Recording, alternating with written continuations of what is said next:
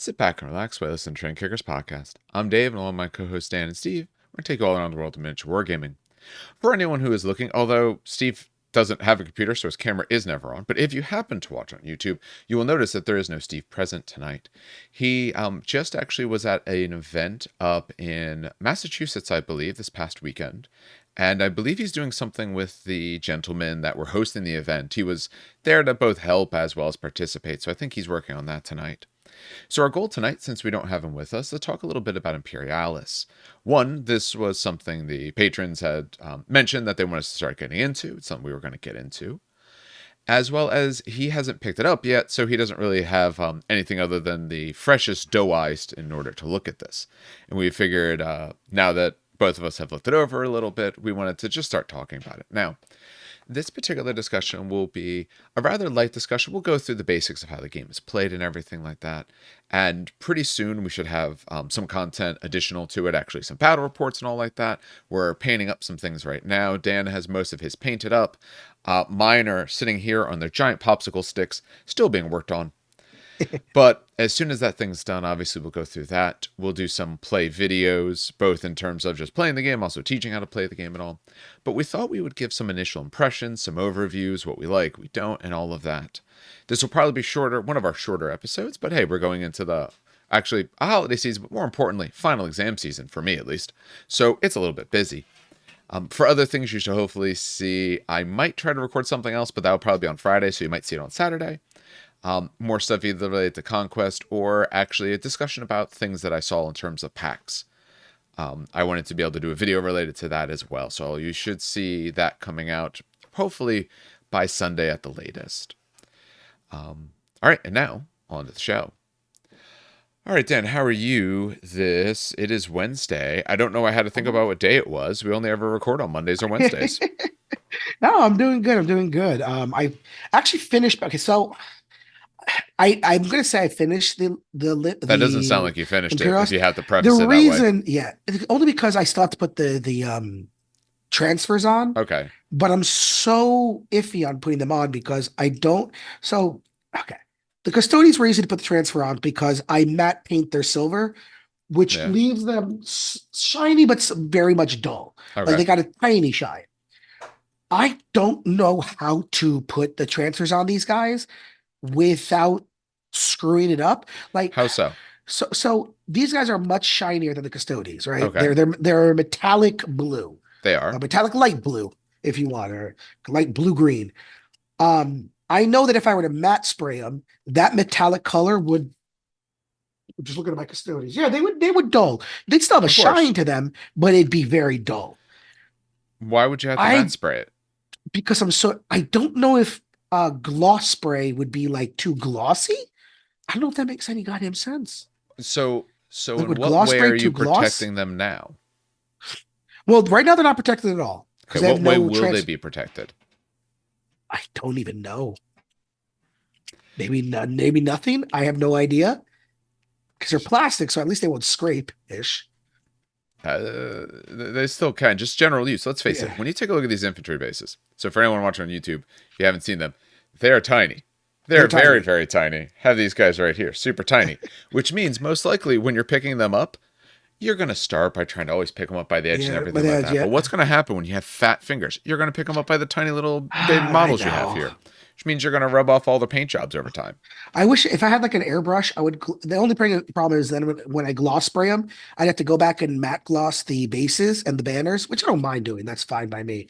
But I still think that gloss might be just too shiny. Just use a I wish I sand. had like a. I just want like a shit copy of like something that I could just paint like really quick and then gloss it and see if it's bad. I wish I had like a shit model somewhere. Well, just don't you have like Yeah, spare Terminators, you said?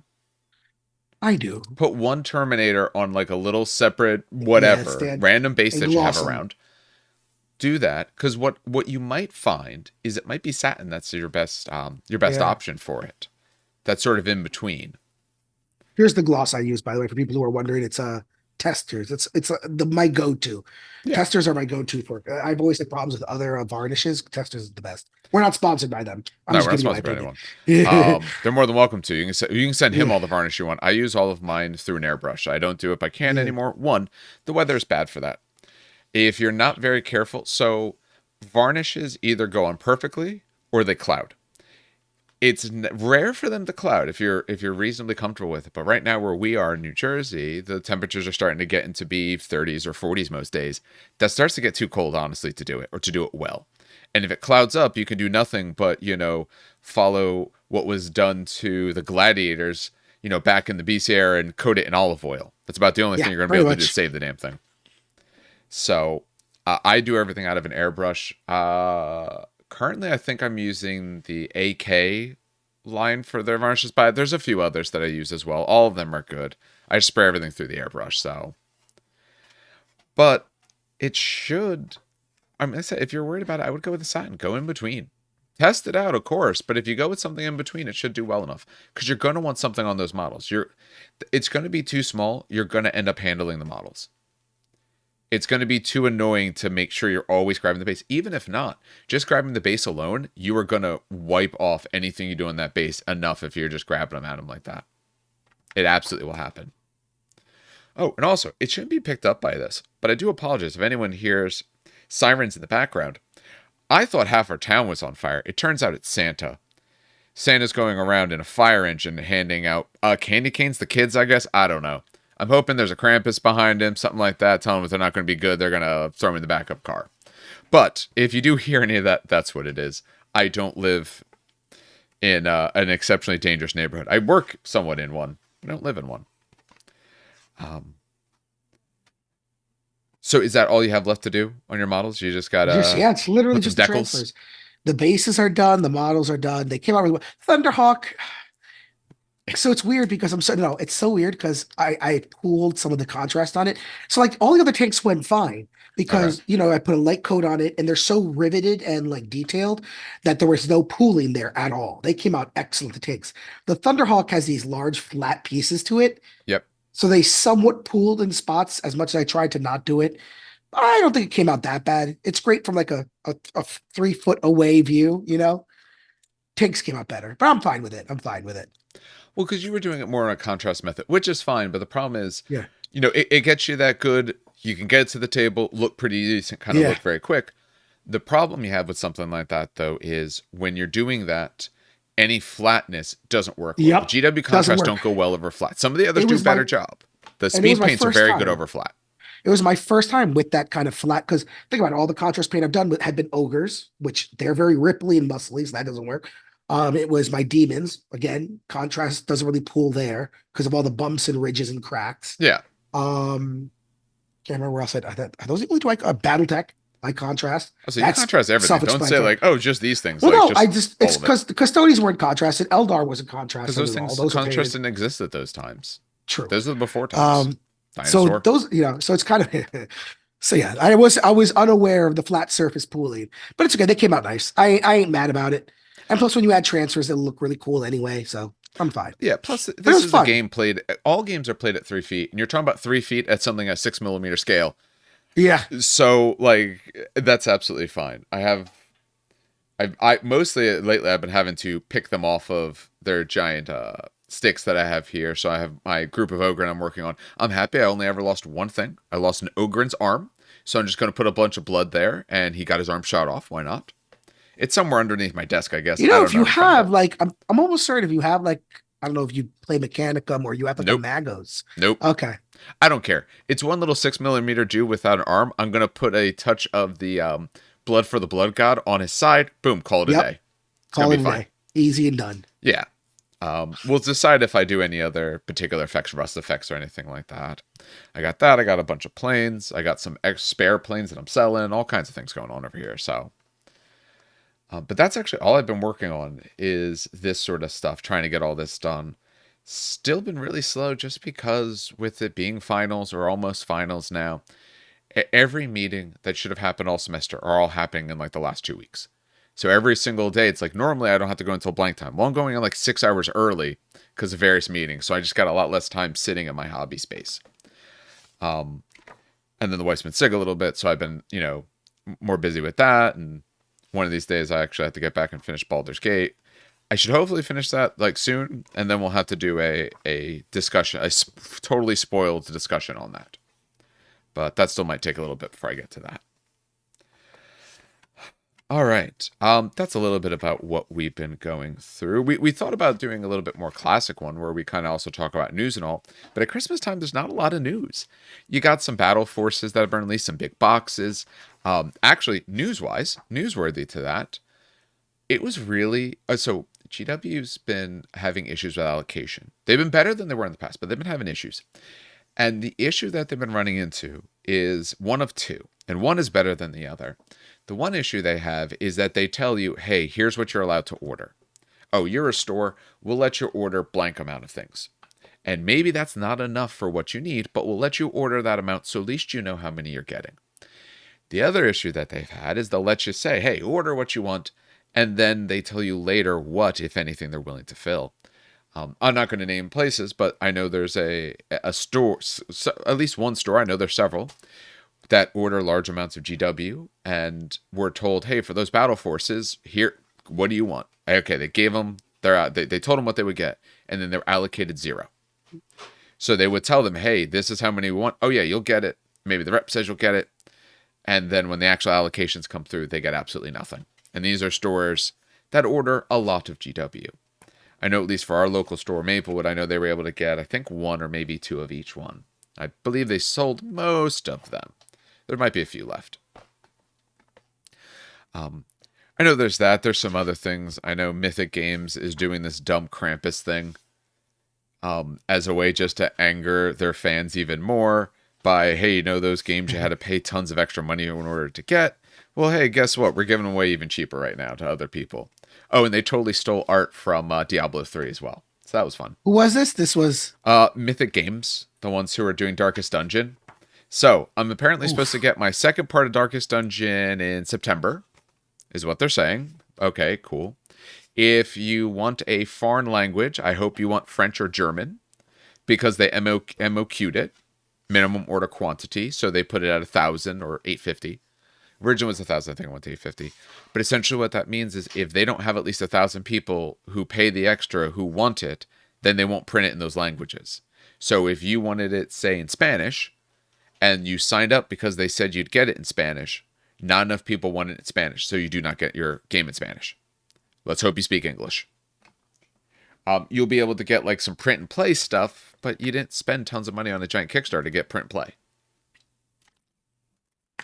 But what they're doing now, they have all other kinds of issues, but what they're doing now, they started sending daily emails, at least once a day, probably several times a day. It was, the Krampus is on to you. He's following you. Are you going to like and subscribe to the Krampus? Something like that. Some dumb crap. And essentially what it is every day something goes on sale. Something that they own. So it's like, oh, this box is normally 35. Hey, we're selling it for 20. Okay, that's a cool idea. But when you're a Kickstarter-based company, essentially, and then you tell people, hey, here's all the extras you had to get to be able to get your product. And if you didn't pay us the extras, we just didn't even ship you your stuff. Like, you can't get it to you. But we'll sell it online for a lot cheaper to recoup money. And I understand why they have to do that, but it doesn't have good optics. So apparently that's what it is. But the part about Diablo, for one of their pictures related to Rise of the Necromancers, I believe it's one of their games, they made a little snippet picture for it, but it's just a necromancer image from Diablo.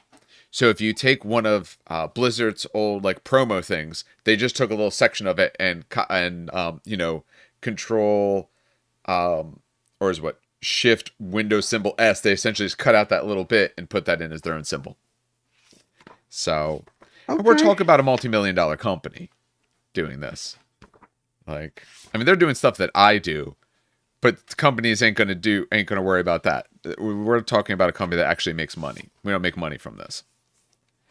So, other than that, I haven't really heard a whole lot of news. A lot of stuff, Atomic Mass Games, all those things, they kind of essentially take December off. The season's really busy. People have things to catch up on. People are running sales, of course, but new stuff doesn't come out as much. Same thing with Parabellum Games. They've just shown the pre-orders for stuff coming in January, February, things like that. but not brand new stuff right now. Like the Siege Breaker was new, and a few other little things were, and some like holiday themed items. But you don't see tons and tons of releases in this sort of window, which is nice because I know, at least for me, you need the time to catch up. So, all right, that is enough of what we've been doing. Things that have been going on, which is not much. Is this a busy time for you in terms of school as well, or like Not your midterms really, aren't till because January? yeah, ours market period doesn't end until the end of January, Okay, beginning yeah. of So this February. is just per normal, but the Another kids get per all normal. jumped up Exactly. on the season. And we go a full 2 weeks. We don't have a half day on Friday. We go full Friday. So you mean like on the, what was that, the 22nd? It's 22nd to Friday. Hold on, let me 22nd's the see. Friday, yes, I Yep, think. 22nd's not a half day for us. It is a full day. Oh my God, that's awful. Yep. It's so wonderful. I love it. Though I It's great. can't imagine that's a day you're concerned about exactly what you're doing, because No, those kids ain't paying attention. they're not even there.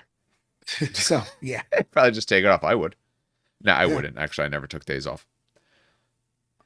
Actually, what was it? When I was in eighth grade, they gave out, I want to say, two awards to students who had never missed a day. In my eighth grade class, there was two kids who had never missed a day starting from kindergarten. Um, I had obviously missed a little bit, and I didn't. Yeah, I went through all those years as well. But yeah, I had missed something. But yeah, there was like two kids who had never missed a single day of school the entire, like 8-year career. Jesus. So I don't know. I mean, maybe that means they're doing good things now, or maybe they're, bums. I don't really know. I don't keep up with them. Don't care. Eh. All right, so we are going to get into some Imperialis. Now, what I will preface this by is saying that this is initial thoughts. We're going to kind of go through a little bit of how the game is played, what we think of it, maybe a little bit of our perspective, our where we've been with Epic in the past. I know we did a previous episode talking about Epic, so we'll kind of review some thoughts about that. This discussion is meant to kind of give us a little bit of an overview, give some thoughts about it, and lead us into when we start actually making some more dedicated content to it, when we start playing these games, really get in our hands and really get a better feel for it. I know, at least for me, reading rules is one thing. When I play it is when I truly get that level, like, click of understanding Of that you want. understanding. Yep. Absolutely. So, let's start with just Epic in general. Yeah. What was the first that you played? So How long ago was it? ironically, it was this essential edition. I started Epic Second Edition before it turned to Epic Armageddon. It was about 2 years before it turned to Epic Armageddon. I played Epic Space Marine. It was Epic Second Edition essentially, which for those who have never played it is exactly pretty much what Legions Imperialis is. It's essentially Epic Second Edition with Epic Armageddon special rules, essentially. Yeah. So that was what I led into, and then I got into Epic Armageddon. So yeah, I've said it before on in the previous podcast, but I'll say it again. Epic is in my top three favorite games. It's Epic, BFG, and Adeptus Titanicus. Those are my top three games. They tie each other all the time. Well, top one is Battletech, but second place is tied by all three of those. Um, yeah, Epic was fun. Yeah. I guess is fun because this is technically Epic. Yes. So for anyone who doesn't know, just a very brief overview. Um, Titan Legions or slash Adeptus Titanicus was the first game. Essentially, they came out, hey, you got these Titans. They then went to Space Marine. Space Marine was a later edition where, hey, now you got little Space Marines. And then they did Epic 40K, where now you combine it all together. That was effectively third edition, if you want to think about it. That was done in 1997. It's Jervis Johnson and Andy Chambers. So if you like old anything GW, it was essentially those two men. Both of them went on to do other things. There's a couple others, obviously, that came in, Lesso Capitore and all of them. But you're looking at those men early on and maybe a few others in there. So it was the combination of having Titans with your Space Marines, mixing it all together. I myself, actually, I think the only time I ever played anything related to Epic was when we played the more current, the 40K one, whatever we played a while ago on TTS. That was it. Yes, yes. Um, I think that was Epic Armageddon, I want to say. yeah, it was Epic Armageddon. It was one of the ones that rules worked on by one of those groups. I don't remember which group it was because I know Yes. for that one there's like two competing groups or whatever. No, BFG has two competing groups. Yeah, BFG has two competing groups. That's it. This one is yes. We played Epic Armageddon. You had Necrons. I don't remember. I don't. I Space might Marines? have might just been regular Space Marines. I don't think it was Custos. I think it was just regular Yeah. Space Marines. I Yeah. remember going through it.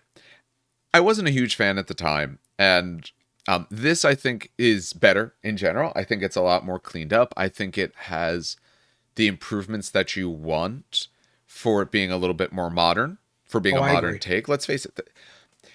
I one time, I don't remember how long ago it was, but one time we went back on a Friday night and we played. I forget if we played first edition 40k or like second edition. And yes, current 40k for its problems and all of that, and if you want to argue, you can. Current 40k, or at least the base rules of 40k, current 40k. When new stuff comes out, it complicates it, whatever. The current base rules of 40k are better than like first or second edition, just in general, because you have those sort of games where it's just a different experience. You have much fewer models because everything's a slower and a slog, and the way you save, Terminator save on 2d6. Oh, You we'll need a talk about 3 that. up on That's in this 2d6 and game. stuff like that. We'll talk about that. That's in this game. But yes, but you're now talking about there, everything was this sort of Yeah, minutia. exactly. 40k itself has extended out. Now, okay, now you run more of armies. In early 40k, you kind of went more towards after Rogue Trader, all of that, and you kind of got to a cleaner rule set. There's parts of current 40k I don't necessarily like, and we can have arguments all day of which one was the best. Let's face it, the one you probably think was the best was most likely near when you started and when you're at the best point of your life. you Yep. know why was the things we had when we were kids so great? Why was the music when we were younger so much better than the music now?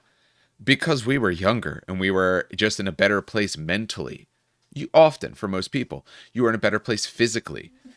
As you get older and you start having the good arm, the good leg, the good knee, yeah, you start getting to that back when my day sort of impression. So there's a cleanness to more modern rule sets that older rule sets don't have. It doesn't mean they can't be fun.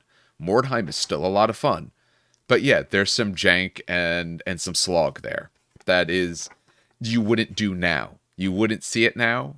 And if you had just learned it the first time now, unless you're of that older generation, you probably wouldn't like it either. At least not the same way. So, at 30k I still enjoy more than 40k, but the current 40k rule set, it's a good rule set. What they do with the rest of it's another story. All right. Let's just start with just base initial impression. Basic, yeah. Go Yeah, ahead. go ahead. No, basic initial impression. I love it. I mean, Okay. of the battle reports I've seen, of the stuff I've read online, no one really. The main two complaints, and I was sharing this with Dave before the show. Yep. The main two complaints were the void missile on the Reaver, Mm-hmm. which understandably can be upsetting. We'll talk about that a little bit later. And God, I don't even remember and the way shooting works with Titans. That's Yes. about it.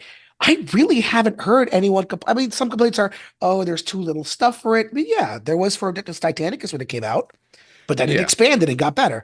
So, there have really been no complaints with the people playing this, which is already a good sign. Because I remember when 10th edition dropped, already people were like, well, this and this and this and this. And it was Index Hammer, but it was like, or even when the first Codex dropped for it, people were pissed. I have yet to see someone like really angry at this game. Yeah. Like, this game sucks. I hate it. It's literally just like, this game's fun. I love it. So, What I'll say to that, I think pervasiveness of the market is part of it. 40k is the most pervasive game. And yeah, if you're going to go online, you're going to be shouting from the rooftops of your love or your hate. You're not going to shout your mediocrity. So what you're going to see in a lot of those groups is everyone who hates what's changing. Like I said, gamers hate two things: change and things not changing. So you're going to have this vocal minority who are going to tell you everything in 40k is awful. Everything in blank thing is awful. When you look at this rule set, you have less people complaining about it. I think this for a few reasons. One, I do think it's a very good rule set. I don't want to yeah, make that sound like that's not true. I think two, it is a brand new game, and I think people are willing. One, GW tends to do pretty good with the brand new stuff. The other thing I think is it's not as widely looked at. When you look at even Yeah. right now the old Hammer groups and all for like Return to Fantasy and all, Hmm.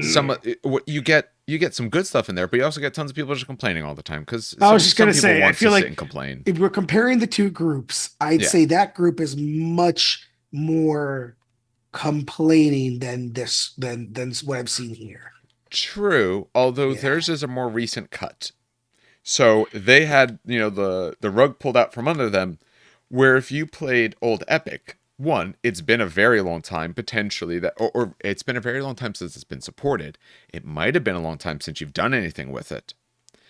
And for the people doing old worlds, that's more recent. They still have those armies sitting around. They're still playing Yeah. it. They're still wanting to play it. So, but this isn't as big of a release overall.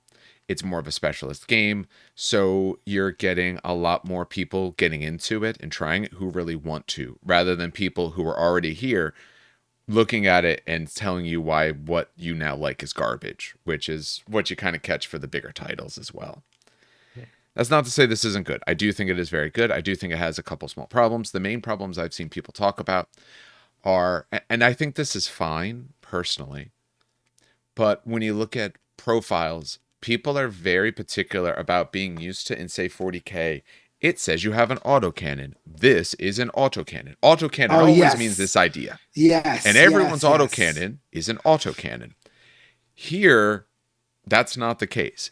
If you No. say, you have autocannon sponsons or an autocannon or something else, the dice values could vary. My autocannon sponsons might have less dice than your autocannon because it's more of a characteristic to the model itself rather than a characteristic to the weapon. Yep. You see it very similar, like heavy bolters essentially all the same, but I know like auto cannons and stuff like that. That's one of the spots where when you look at it, it might vary depending on who has it. Hmm. Some of it you could say relates to like, hey, the Space Marine ones are better than the Solar Aux because they get sort of the leftover bits and all of that. But just be aware of that when you look at whatever's on your card, don't worry so much about the name. What's my profile do? Go with that because the profiles aren't 100% between things. Oh yeah. A legitimate concern, but I think it's fine. Again, part of it is just because it's what makes sense.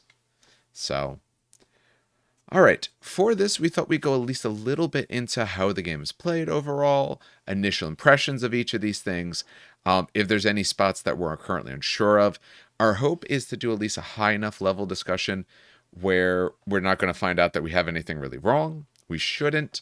Although that's why we're not going to get into some of the weirder details right now, like the ways in which breaking and morale work. Because you break at certain times, you morale at certain times, and those do not Yep. always intertwine. They can No, they absolutely be do not. 100% different when you take what type of test and all of that. So we'll discuss it in general, but we'll do a deeper dive when we're actually sitting playing it because then we can show it better. Now, none of this is overall different than previously, right? This is the way it's essentially always been. Yeah, it's like I said when I was reading over the rules, I was like, this is it's Epic Second Edition. It's literally you have the CEF values, you have the two hit values, AP values, the traits are what tell you whether it's anti-tank or not anti-tank. It's literally Second Edition Space Marine, All which right. I'm okay with. I'm not actually bad with this one. It's alter to give you some also since we're starting at the very beginning to give you Yes, some basis on this game. First of all, the big thing about this game that you need to know, and this is probably the biggest sell point, is that it's alternate activation. Um, Without going into my rant on alternate activation, I will say that alternate activation is the superior way to play. absolutely. Period. Done. Oh, I know it's an opinion, but it's not. No, it's not an opinion. This is the It's Winnie the Pooh sitting in his yeah. full three-piece suit opinion. Yes. Yes. Essentially, it's alternate activation. It's but so if you've ever played Titanicus, it's that, but on a bigger scale because you have your detachments and stuff. Um, so that's step one. It's alternate activation. It's still a D6 system. You still have a scatter die. You still have templates. Um, the other thing you have to realize with this game is that it's surprisingly bloody. I wouldn't Um, even say surprisingly. well, because it's okay. Take a normal tactical space marine, right? Two wounds, three up save. toughness 4, right? Yep. You need 2 shots to pull it down, and it's a 3-up save. So if you don't have AP, it's actually kind of a difficult Marine to pull down, right? Here, your base of standard 5 Marines is a 5-up save, or you lose it Yes. and is dead. Like that is surprisingly like weak. There was one battle report where someone was complaining about, I don't get the point of heavy bolters, blah blah blah blah blah blah blah. And then he overwatched with his point defense systems, which don't take detriments to the ballistic skill when they shoot. Hmm. They're the only ones that don't. And his Predator squad, which had all heavy bolters, literally, I think, just wiped to a man an entire Solar Auxilia unit that tried to pass him. So Yeah. stuff like that, it's just you got to realize it's a very deadly game. Um, All right. As you were saying. Ah, the one detriment with this game that I've seen is starting it can be somewhat expensive, but then I Yes. realize it. Okay, so let me. This is not a cheap So game. no, so I'm gonna say that, and I'm gonna kind of counterpoint myself. Listen, so it is an Okay. expensive game to get to 3,000 points. To get to 3,000, unless you have a Titan, because remember, support units are a third of your 30% list. actually, not quite Thirty a third. They're percent. 30%. Oh, third. Sorry, They thirty should have done percent. 1/3 to make it easier, but no, it's I know. 30%. Yes, I know. It is 30%, which is 900 points at 3,000, which is not bad. That's a War Master if you want. That's more than a War Master, actually, but whatever. It is expensive to get to 3,000 points, but it's deceptively easy to start. So what me and Dave did was we both bought a starter box, Hmm. right? And we literally 1-for-1 swapped the Solar Rocks and the Marines, right? Yeah. So Just I got his simpler to do it Marines, that way. very simple. Without Titans, the Marines are around 1,200 points. So add a Titan, a Warhound for 330, you're at 1,500, which is a very okay point to start and then slowly build from there. You guys get to that much? I thought you guys were less than us, and we don't quite get No, 500 we on the get to side. Are you counting like some extras that you bought? You're over no on your two. points. You get 2 detachments essentially. You get a hero, 2 TAC Marines, a missile, Terminator, Plasma, or Assault Marine. You get that detachment, and then Sicarans. I should recalculate that. Maybe I'm going crazy. I But Yeah, I think you're over on what you think. let me see. While I design the list, I'll update. But that's Yeah. essentially what it comes down to. That essentially that's where it goes to. Um, but other than that, and we'll talk about this when we get to the rules and stuff, like not a deep dive, but just talk about the rules.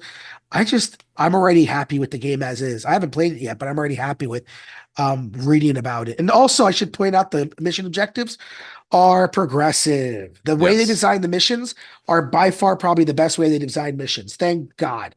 They're progressive objectives. You have multiple objectives. You each have secondary objectives that you're trying to control. Thank you. That's all I have to say. That's like Jesus. Yeah.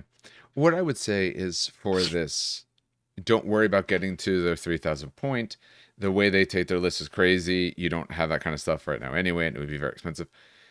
If you have the box, you could even just run out of one side. That's fine. But if not, if you do split them like we did, with that and some Titans, you can get pretty close. And early on in points, don't worry about the 30%. When we start playing, I don't care about 30% in the beginning. Bring the thing. Let's just get stuff to the board. Let's get reasonably close in points. That way we can test it out, try it out, and get a feel for it. You know, I don't think there's anything wrong with splitting the starter box, both people having a Titan, slapping that down, learn the game that way.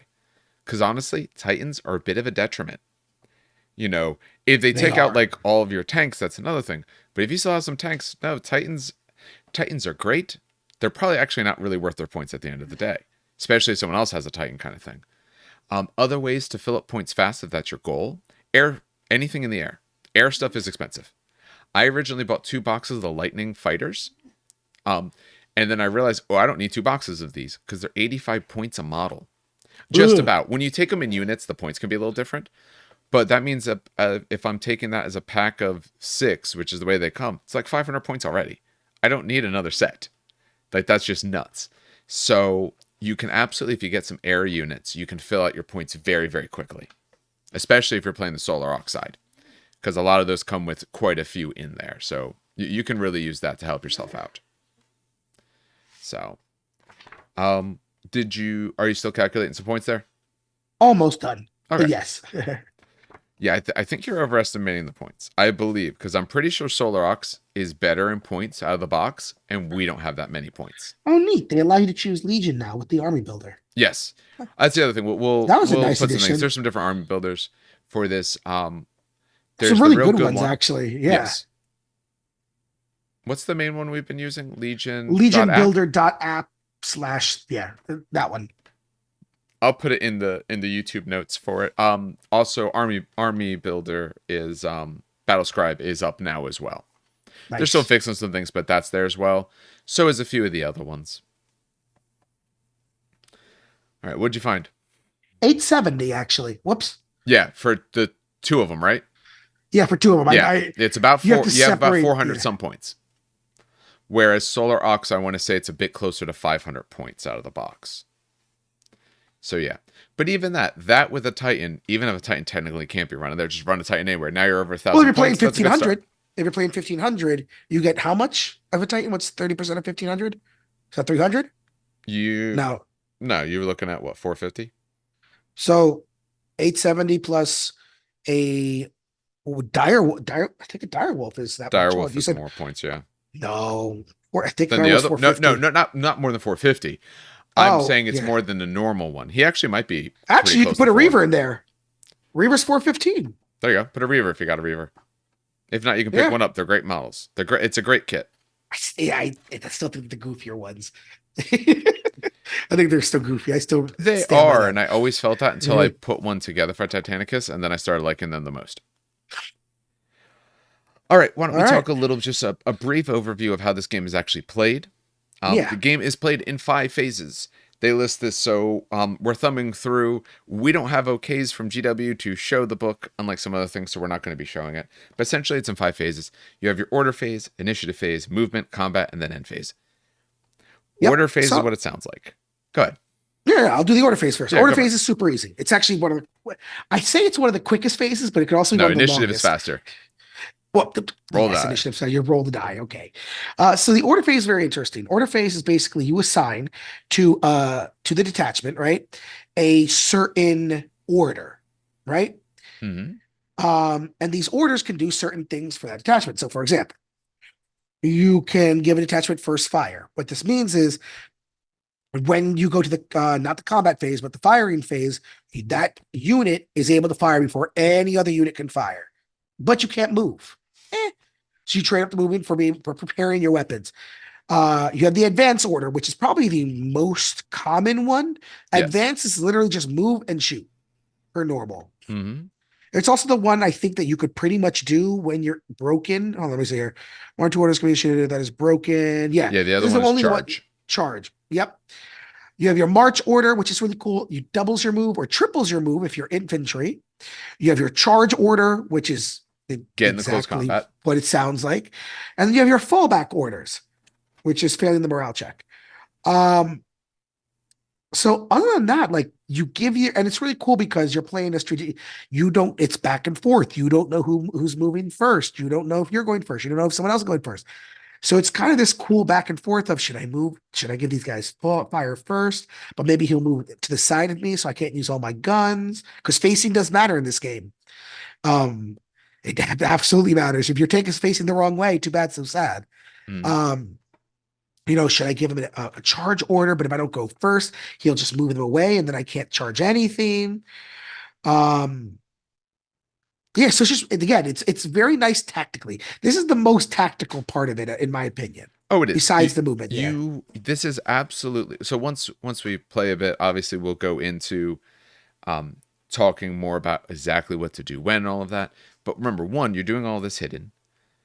So, and you're revealing it all at once. There's no changes once you do it. You are doing this also for the units that aren't on the board. So if someone's in reserves or inside of a tank, if you got a bunch of Space Marines and a Rhino, the Rhinos are getting orders. You have orders for your Space Marines, all of that. So everything's getting their orders. Planes come on and off the board, so you're giving your orders ready for your planes and everything. But you can absolutely lose a turn / lose the game by making a bad decision here. By you should have charged with that unit, or you should have put them on something so they could shoot because I'm rushing in, whatever it could be. You can absolutely lose a game by putting very bad orders on someone. Right. Initiative phase is super fast. You roll for initiative. They do very similar to Sigmar in this, that you're going to roll every single turn. The first round, someone has to win. After that, ties go to whoever didn't have the initiative. Yep. So they don't have you ever re-roll a tie after the very first round, which is nice. I should point out it also doesn't force you to go first. You can win initiative and choose to go second, which is actually kind of cool. Yeah.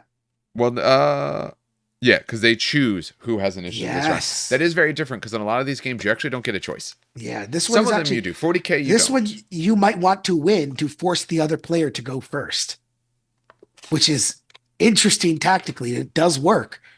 You know, you see where your opponent's moving. That way you position your tanks in a certain way where you can now, it's kind of cool. I think depending on the board you're playing on, the range of your guns, and the army you're versus, I think early you probably want to go second, later you want to go first. Because early, if we're playing on like a bigger size board, I'm not going to have tons of guns necessarily reaching across. Oh, yeah. So I'd rather you get positioned, but later I'm going to probably need my charges or need to be set up more appropriate and all. And obviously you can depend on exactly what you need to do every single round.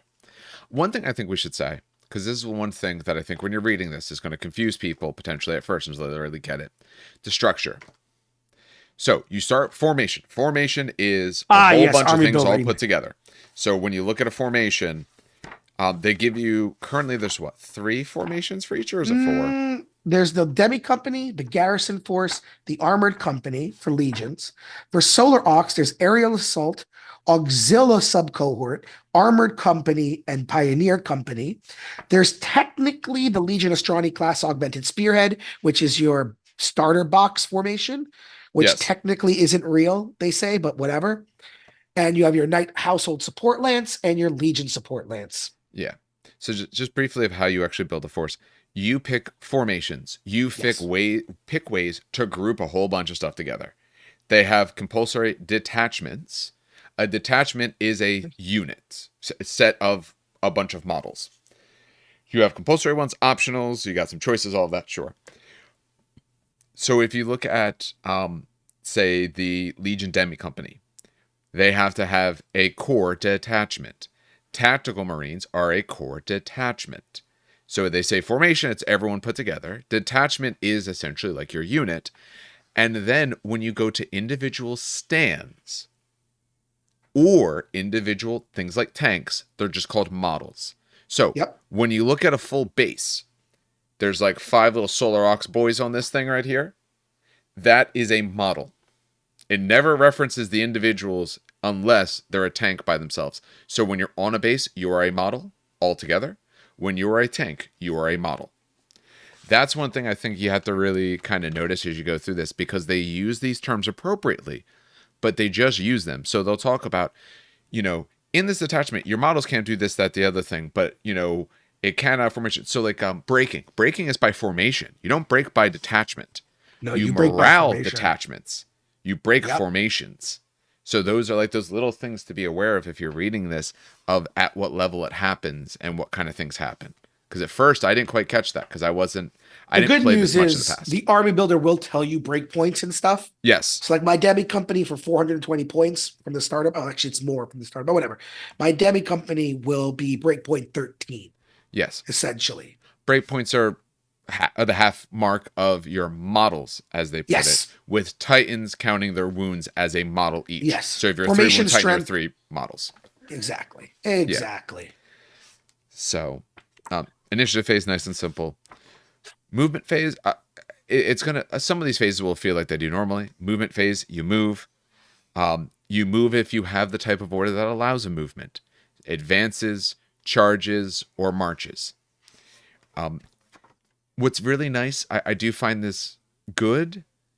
This is one of the spots you have to read a few times because it's a little bit different. In 40K or 30K or Sigmar, you can't get close to the enemy. You can't walk next to them or anything like that. You're allowed to here if you're bigger than they are. Yep. So like infantry is size 1. If you look at the stat card, infantry are size 1. If you are bigger than size 1, you can go right through them. You don't care. Yep, You pretty much. can't end within an inch. But if you're bigger, doesn't matter. If you are the same size or smaller, that's when you can't get within an inch of them and all of that, and you can't go Fun, over them and all fun those sorts fact, of this will rules. also matter when we get to the combat, the close combat phase, Yes. because that's where it gets really super. Because a warhound, for example, can lock you down, Yeah, you don't but lock a you don't warhound. lock the warhound down. No. Doesn't care about you. They make the distinction between being engaged and engaged and pinned. Yep. You are engaged when you're within an inch of a model. Doesn't matter what. That's just, you can start there. To be engaged and pinned, you're engaged with a model that is your size or bigger. Bigger. You can't engaged and pinned is what stops you from being able to shoot in combat, Yep. from leaving combat, all those Yep. sorts of nice things, from walking past people, not caring about them, from charging into others. You can't. So what's nice, you can't walk down like a warhound. If the warhound wants to go and do something else, it just leaves you, unless you're at least a warhound or bigger. Little infantry guys, he don't care about them. You're tiny. Doesn't care. They're the buzzing of flies to him. So those are spots, especially reading this, to be really careful about when you read. They do a decent job explaining it, but it is a little bit different. So you do have to make sure you read that a few times to make sure you really get what's happening there. You can't pass, by the way, through 1 inch. Like if you can still pass through models if you're the same size, as long as you don't pass within 1 inch of enemy models. So if Yeah, there's a your own gap in models you can always go formations, through. You don't care like about that. what I mean is enemy models. So like let's say there's a gap in enemy formation. Yes, Uh I can't do the math. It's a 25 mil base. I believe the base ones So are, yeah. so 25 mil plus 2 inches is, I don't want to do the conversion. Looking at Dave here, the math teacher. Oh, so tell me exactly It's what it is you're 25 mil. attempting to do. So I'm trying to calculate how big the gap has to be for your 25 mil base to go between So without getting in between you 1 inch. you to stay outside of 1 inch of both of them, you're not going to Yeah. fit. No, so no, not within coherency, obviously. But what I'm saying is 25 mil to inches is, 1 inch is about 25 oh, so millimeters. it's about It's a little 0.98. bit more than Perfect. 25, So technically. if there is a formation gap of 3 inches, Yeah, you can walk right that through. you can walk through them Yeah. because you're not passing within 1 inch of either. Technically, what is it? It'd be 2.02 inches Yes. is what you can walk by. That's annoying. But But yeah, that's why coherency is 2 inches. So in yeah, general, unless weird things happen, you're just not doing it anyway, which is fine. exactly. So Um, go ahead. that's the movement. No, I was gonna say, that's the movement phase. Essentially, there's really not much for the movement phase. There's also some piling and stuff, but that's when you're engaged. Yeah, and you do that I in the will movement say phase. though, this is when we There's get no to natural Overwatch. pylon. Be aware of that. Oh yes, there's no doubt. I was When yes. you charge in, there's no pile-in step of the close combat / assault phase. You pile in if you're already engaged with someone, and you give them an order that lets them move. Yep. That will let you pile in.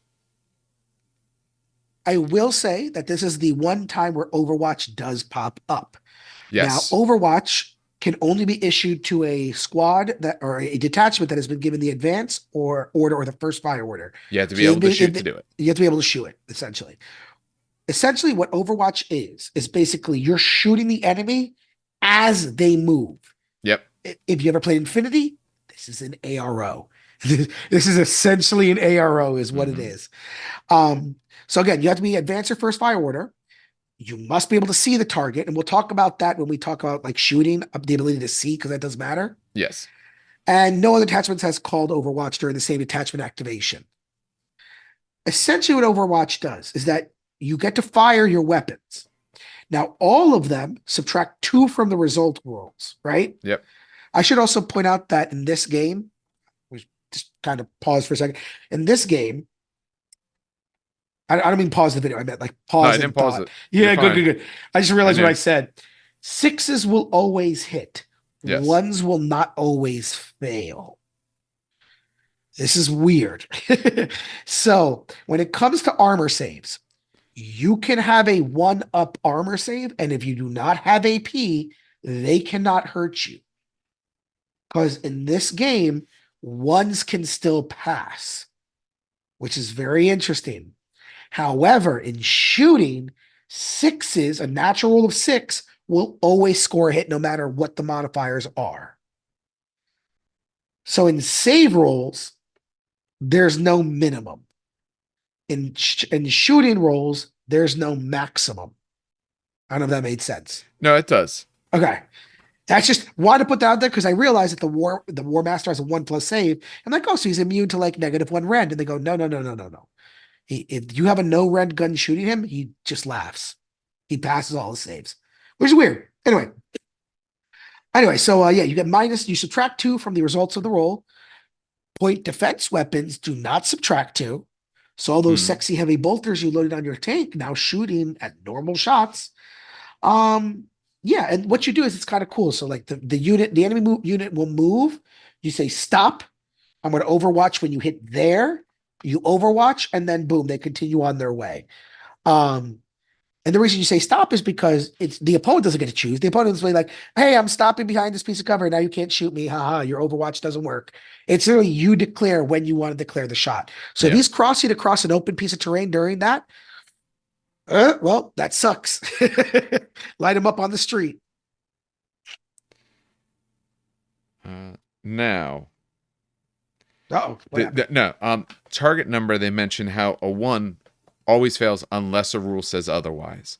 Yes. Where's the particular rule that says... we will talk about it when we talk about multiple save characteristics in combat. Yeah, it should be, page 57? A model can have 1-up armor save characters add to modifiers, in which case it automatically passes its save to be unable... Yeah.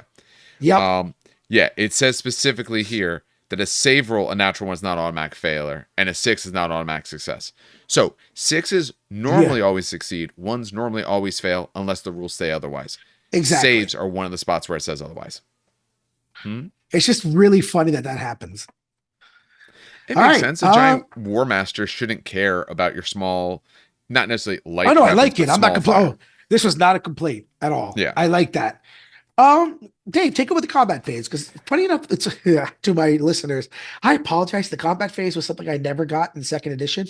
Epic Armageddon actually fixed it a little bit and made it a lot easier to deal with the combat phase. It was super easy.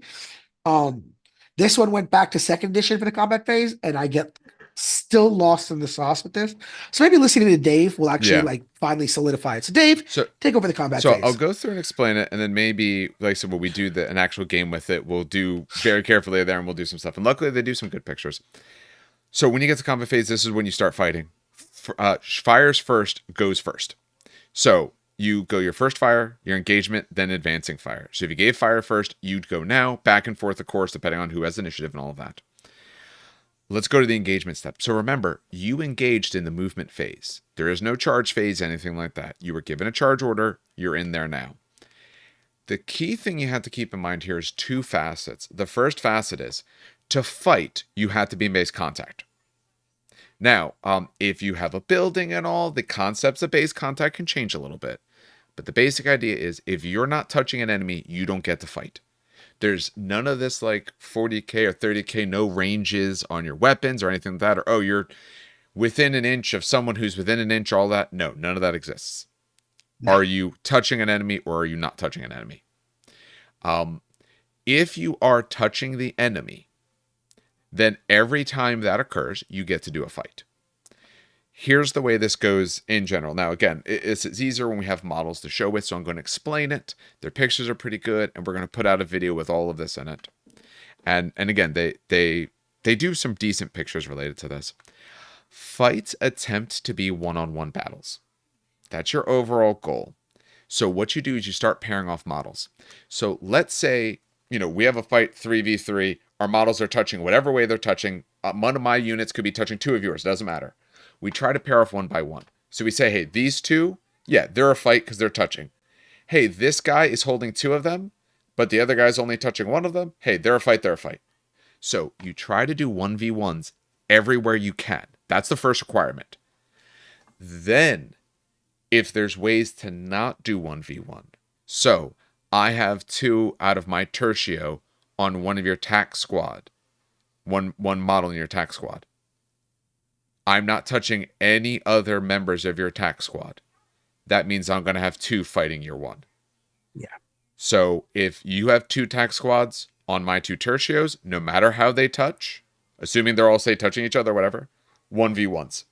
The only way you get more than that is if you're touching base and you're not touching other people to start ganging up.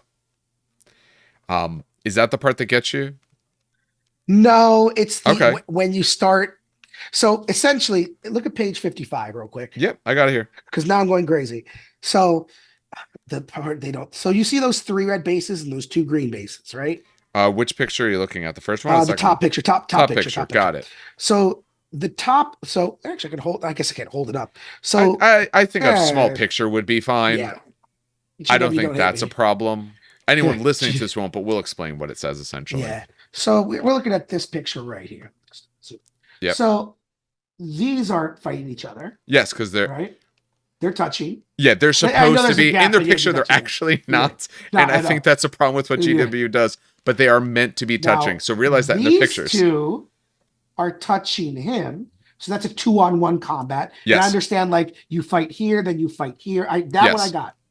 Here's where I get confused. What does he do? He does. So what Dan is pointing out for anyone who's listening to the podcast instead, you essentially have 3 solar auxiliary bases in front. You have 5 marine type bases behind it.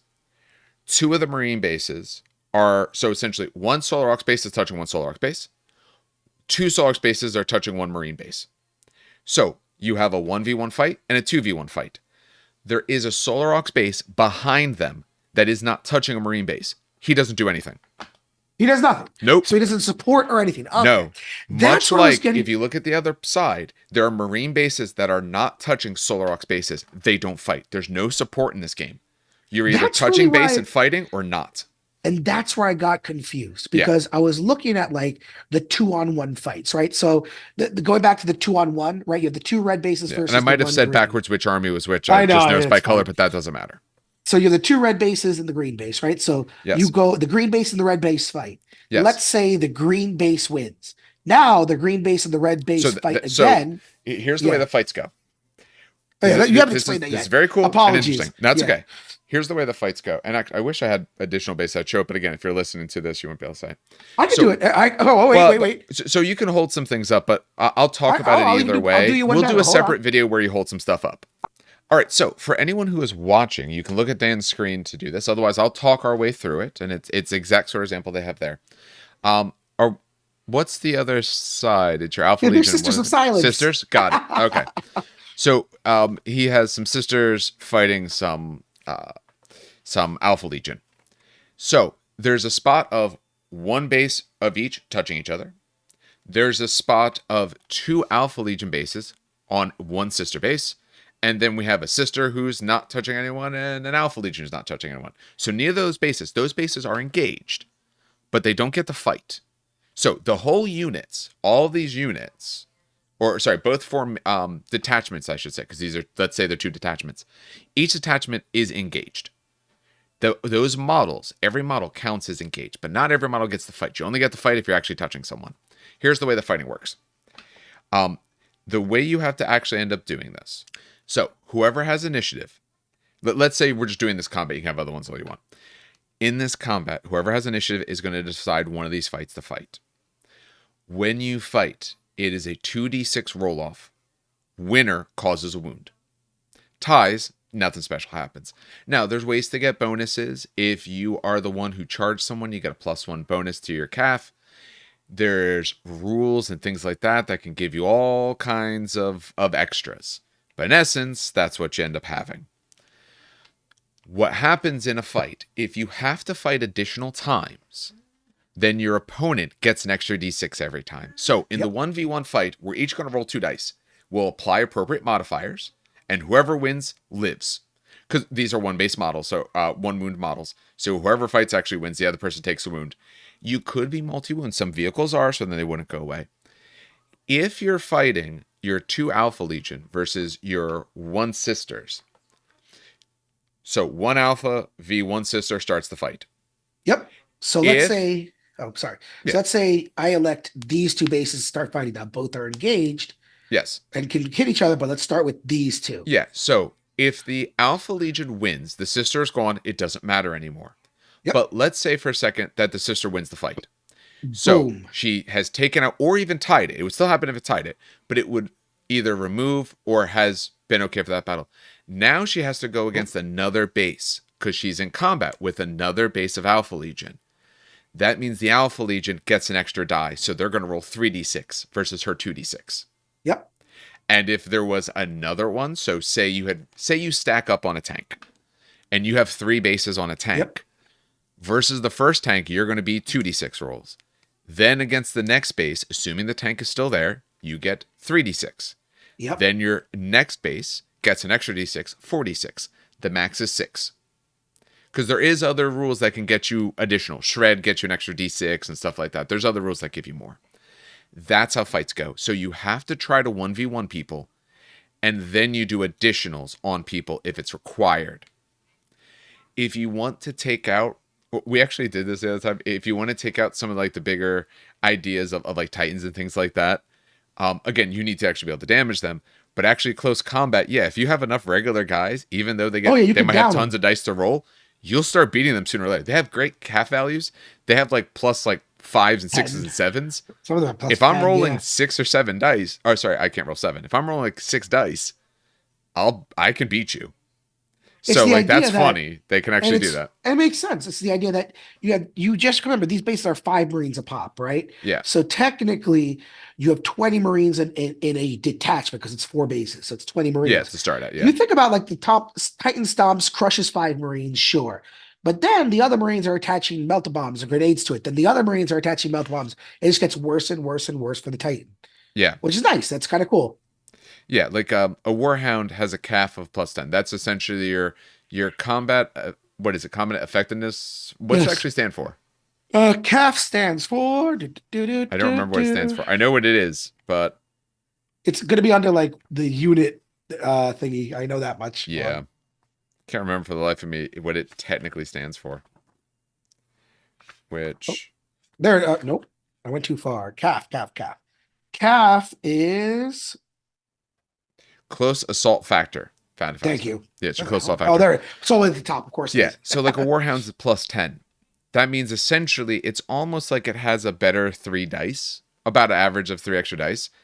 But that does mean if I start getting the 4 or 5 dice that I'm rolling, I can start beating it. And if I get to 6, I'm actually fairly likely to beat it because I have 6 dice versus its 2d6 plus 10. 4 dice on average will get you a 14. So overall, you will beat it. So that's absolutely something. Just throwing wave after wave of theoretically of people at it and all those sorts of ideas. Yep. Not saying that you should be doing that or other weird things, but you can do that. So that's actually how close combat works. The game is meant to be very deadly. Close combat, you just take wounds. So you can absolutely just go down fast. In shooting, you get saves and all, but your saves are usually not great unless you're a really cool thing. Often your saves are pretty bad. Your to hit's not great, but your saves are usually worse. So that's that part of combat. Then you do your normal shooting. Yep.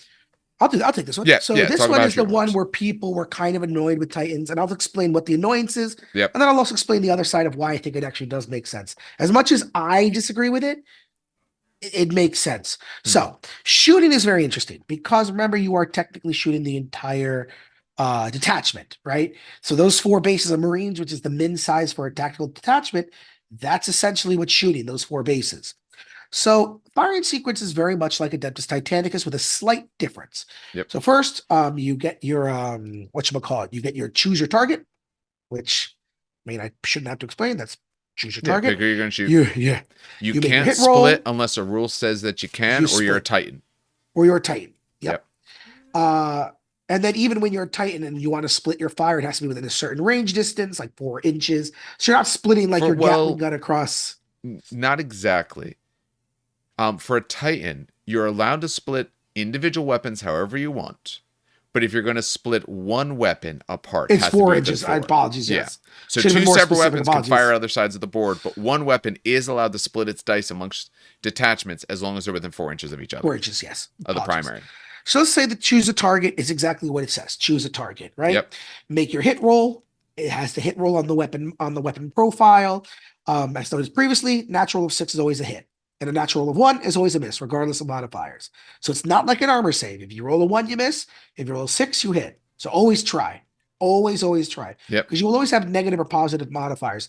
Right here is also when I'll talk about terrain. This is where I like it because they kind of, this was not in second edition, by the way. If I recall correctly, this was from 10th edition, the obstructing rule. In this game, they basically took or borrowed 10th edition's idea for obstructing terrain and placed it into this game, where essentially the idea is that if you are trying to shoot through a building, you cannot. It's not true line of sight. So essentially, for example, let's say you had, the problem is all my ruined buildings are in a box somewhere That's and I have no okay. idea where they Don't do are. that. But out here, I have this, I guess. So like here, you got this, right? If you're He's trying just to showing a shoot, building. yeah, I'm sorry, building. If your infantry is over here, right, and your warhound is over here, you cannot shoot across. Now, let's say this is a bad example because these are full-on walls, but let's say there's like a gap here, right? Or my fingers at the Well, it's wrong also spot. not There a we good go. example because Titans work differently for obscuring. Yeah, Titans do work. But Yeah. let's say there's a gap, big hole right here, and then there's a big hole right here on the other side. You can't shoot through that gap across. Yeah. It does block line of sight. If you're Titan further was a than an bad inch example. from the edge of a terrain feature, you can't see through the terrain feature. That's the rule. It's 40K. It's basically the 40K rule for obstructing terrain. It's pretty much what they do in 40K. It's a little bit different because 40K is if you're touching it, you can see through it. This one you actually have to be within an inch of the edge. Yeah. Then you make your hit rolls, which I already said. You have obstructions. Obstructions are basically if your model is obstructed, you get hit modifiers. That one is very much from Titanicus. So it's important to notice there that if I can see you at all, I can shoot you and no penalty. The only time we care about partial sight is for Titans. Yes. Titans go off of 25% coverage for a -1 to hit, 50% or more, -2. Yep. Naturally, you only get minuses to hit on everything else if they're actually in the terrain. So partially being blocked is meaningless. You're in the terrain or nothing. Yep. And almost every terrain is a -1 to hit, pretty much. Yeah. That one's actually pretty simple. Yeah. Then you resolve the hits. So basically all the hits you resolved, take the armor saves. Again, we mentioned it before. If there's not a red, sorry, an AP value to it, then you minus the AP value off the save. Mm-hmm. So if there's an AP of 2 and your armor save is 5 up, you don't get an armor save. Yep. You can't roll a 7 up on 2 dice. What's really cool about this is also where the traits come in. So like, for example, light anti-tank, stuff like that. So let's say I'm shooting, this is what I kind of like about it. So like, let's say you're shooting a las cannon at a tank, right? Las cannons, I believe, are AP3 or AP2. I can't remember which. The point is that tank is getting its armor save reduced. But if that las cannon hits a -1 for las cannon, actually. Really? Las cannon spawns and turrets, las cannon batteries are -1. Oh, it was -2. No, there might be other ones, but base las cannon now. Sorry about that, folks. Thought it was 2.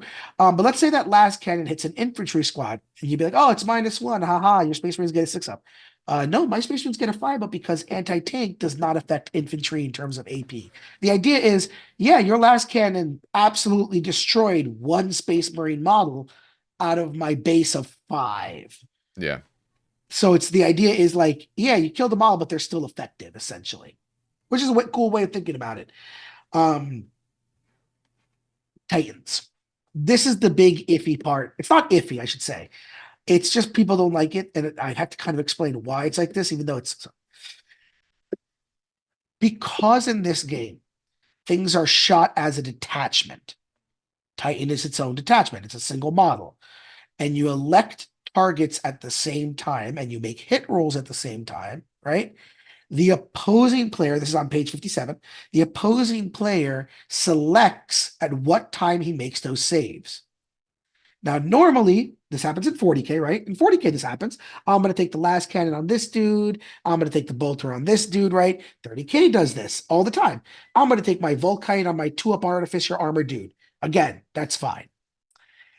With Titans, it gets weird because Titans have void shields. And the issue becomes, let's say I'm shooting you with a Warlord. The Warlord has a Vulcan Mega Bolter on its shoulders and two Volcano Cannons to make my life easy, right? Let's say everything hits. I got really lucky. Well, here's the problem. The opponent might just say, all right, I'm going to elect to take the Volcano Cannon on my shield, Volcano Cannon on my shield. Hey, I lost. No one has two Void Shields, but let's say he has two Void Shields. Hey, I lost my Void Shields, but it's okay because your Vulcan Mega Bolter does nothing to me. This is weird because in Adeptus Titanicus, you get to choose the order which weapons fire. Like I'm going to shoot my Vulcan Mega Bolters to lower your shields and then shoot you with Volcano. Same way it is in 30K. In 30K. The reason this is done, and we don't know, I can't tell you intention. No, we have the right reason. Yeah, I think we have the right reason. But again, it's still a guess. It's still a guess. Like I don't want to say, hey, I talked to a GW employee. The reason this is done is because if you get to choose the way the weapons fire, you can literally down an opponent's Warlord Titan in a single turn of first fire on turn one. So I was looking at something like a missile battery with two Volcano Cannons. The missile battery actually has a very good chance of downing the Warlord's shield. It's about a 50, lower than a 50%, about a 45. On a Reaver, you're hitting most of your shots. You're downing the Reaver's shield. And then you're doing two, I believe it's Destroyer, not Destroyer, what are they called? Titan Killer. Titan Killer. Titan Killer 4 wounds. So you're doing 8 wounds with both Volcano Cannons. You instant kill that Warlord Titan in a single volley on turn 1 at 70 inches. That's not no. It's not fun. Right? That's not fun. No. The idea, and I think Sean hit the nail on the head, is that you need multiple detachments attacking that Titan in order to bring it down, which does make sense. It just feels like when you play Adeptus Titanicus for a long time and you're used to like, hey, I'm shooting this first, then this, right? It feels weird for it to go the other way, but it does make sense. You have to realize that Titans have some of the most deadliest firepower on the battlefield. And if you aim a Titan at another Titan and you get to decide the results of where he's taking the saves, you can kill the Titan in a single volley. That very easily. Yeah. But with As firing, opposed to Titanicus, Titanicus is things can go fast, of course. But in general, it's usually a very survivable game. It takes a while to really start getting damage to take down an opponent unless you get lucky with the same type of rolls because you have all these different zones and everything like that. Where this game is very deadly. If you could do it the other way, no one would ever take a single Titan in the game. No. Because you would just get wiped off the board immediately. Yep. The same way, if you're going to fire, some tanks that got a bunch of smaller weapons and then reasonably strong weapons, if you got to allocate the choices, I could still lose my shields and still get taken out. Yes. So that's why it's done, for anyone who's wondering or anyone who's listening. I know it sounds weird, but it makes sense when you think about the game, how it's played. Last thing I'll talk about, by the way, is multiple wounds. Although, you know what I should have asked, Dave, when you were talking about combat? What's that? Before I get to my question. Mm-hmm. Multiple wound things obviously are multiple wounds, so you mark the wounds as you go. Rear, like I said, facing does matter. If you're behind something, you actually increase the AP of -1. Yes. Remember, some weapons can only fire in arcs. So if you get behind someone, those weapons that are arced front don't fire. Yes. Dave, if something is multi-wounded in close combat. Yes. I'm assuming that, let's say it takes a wound, right? Then you've taken a wound.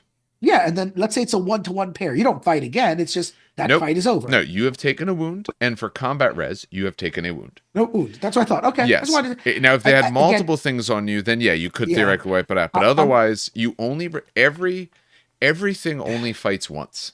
I'm so used to like Epic Armageddon where it's like someone must die. No. That's where it was like, that was deadly. Yeah. Every single pair that you can make fights once. So if I have 2v1, I have 2 pairs that could go.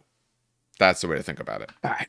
Do you want to talk about withdraw and morale, sir? A little bit. So I don't want to go too much into this right now because I think a lot of it actually gets kind of weird and convoluted.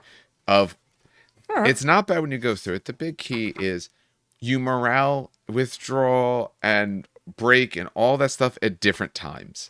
Yep. So, like, You check break at the end of phases. Morale is looked at. Oh, sorry, no. You check break when you're getting shot, stuff like that, but you don't check break and then until everything is done. But you check morale like after close combat and stuff like that. There's different times for each of them. But essentially, broken is when you lose too many things. And it says here, it's after firing at them and at the end of the engagement step. But you could fail your morale earlier because the morale is when the combat is done, not at the end of the phase for that. So it's your break point's half. You lose that, boom, you break. When you break, you can only be either given charge or advance orders, and your morale is now at a -1. Morale is what happens, in essence, when morale looks at detachment level. So break is formation level.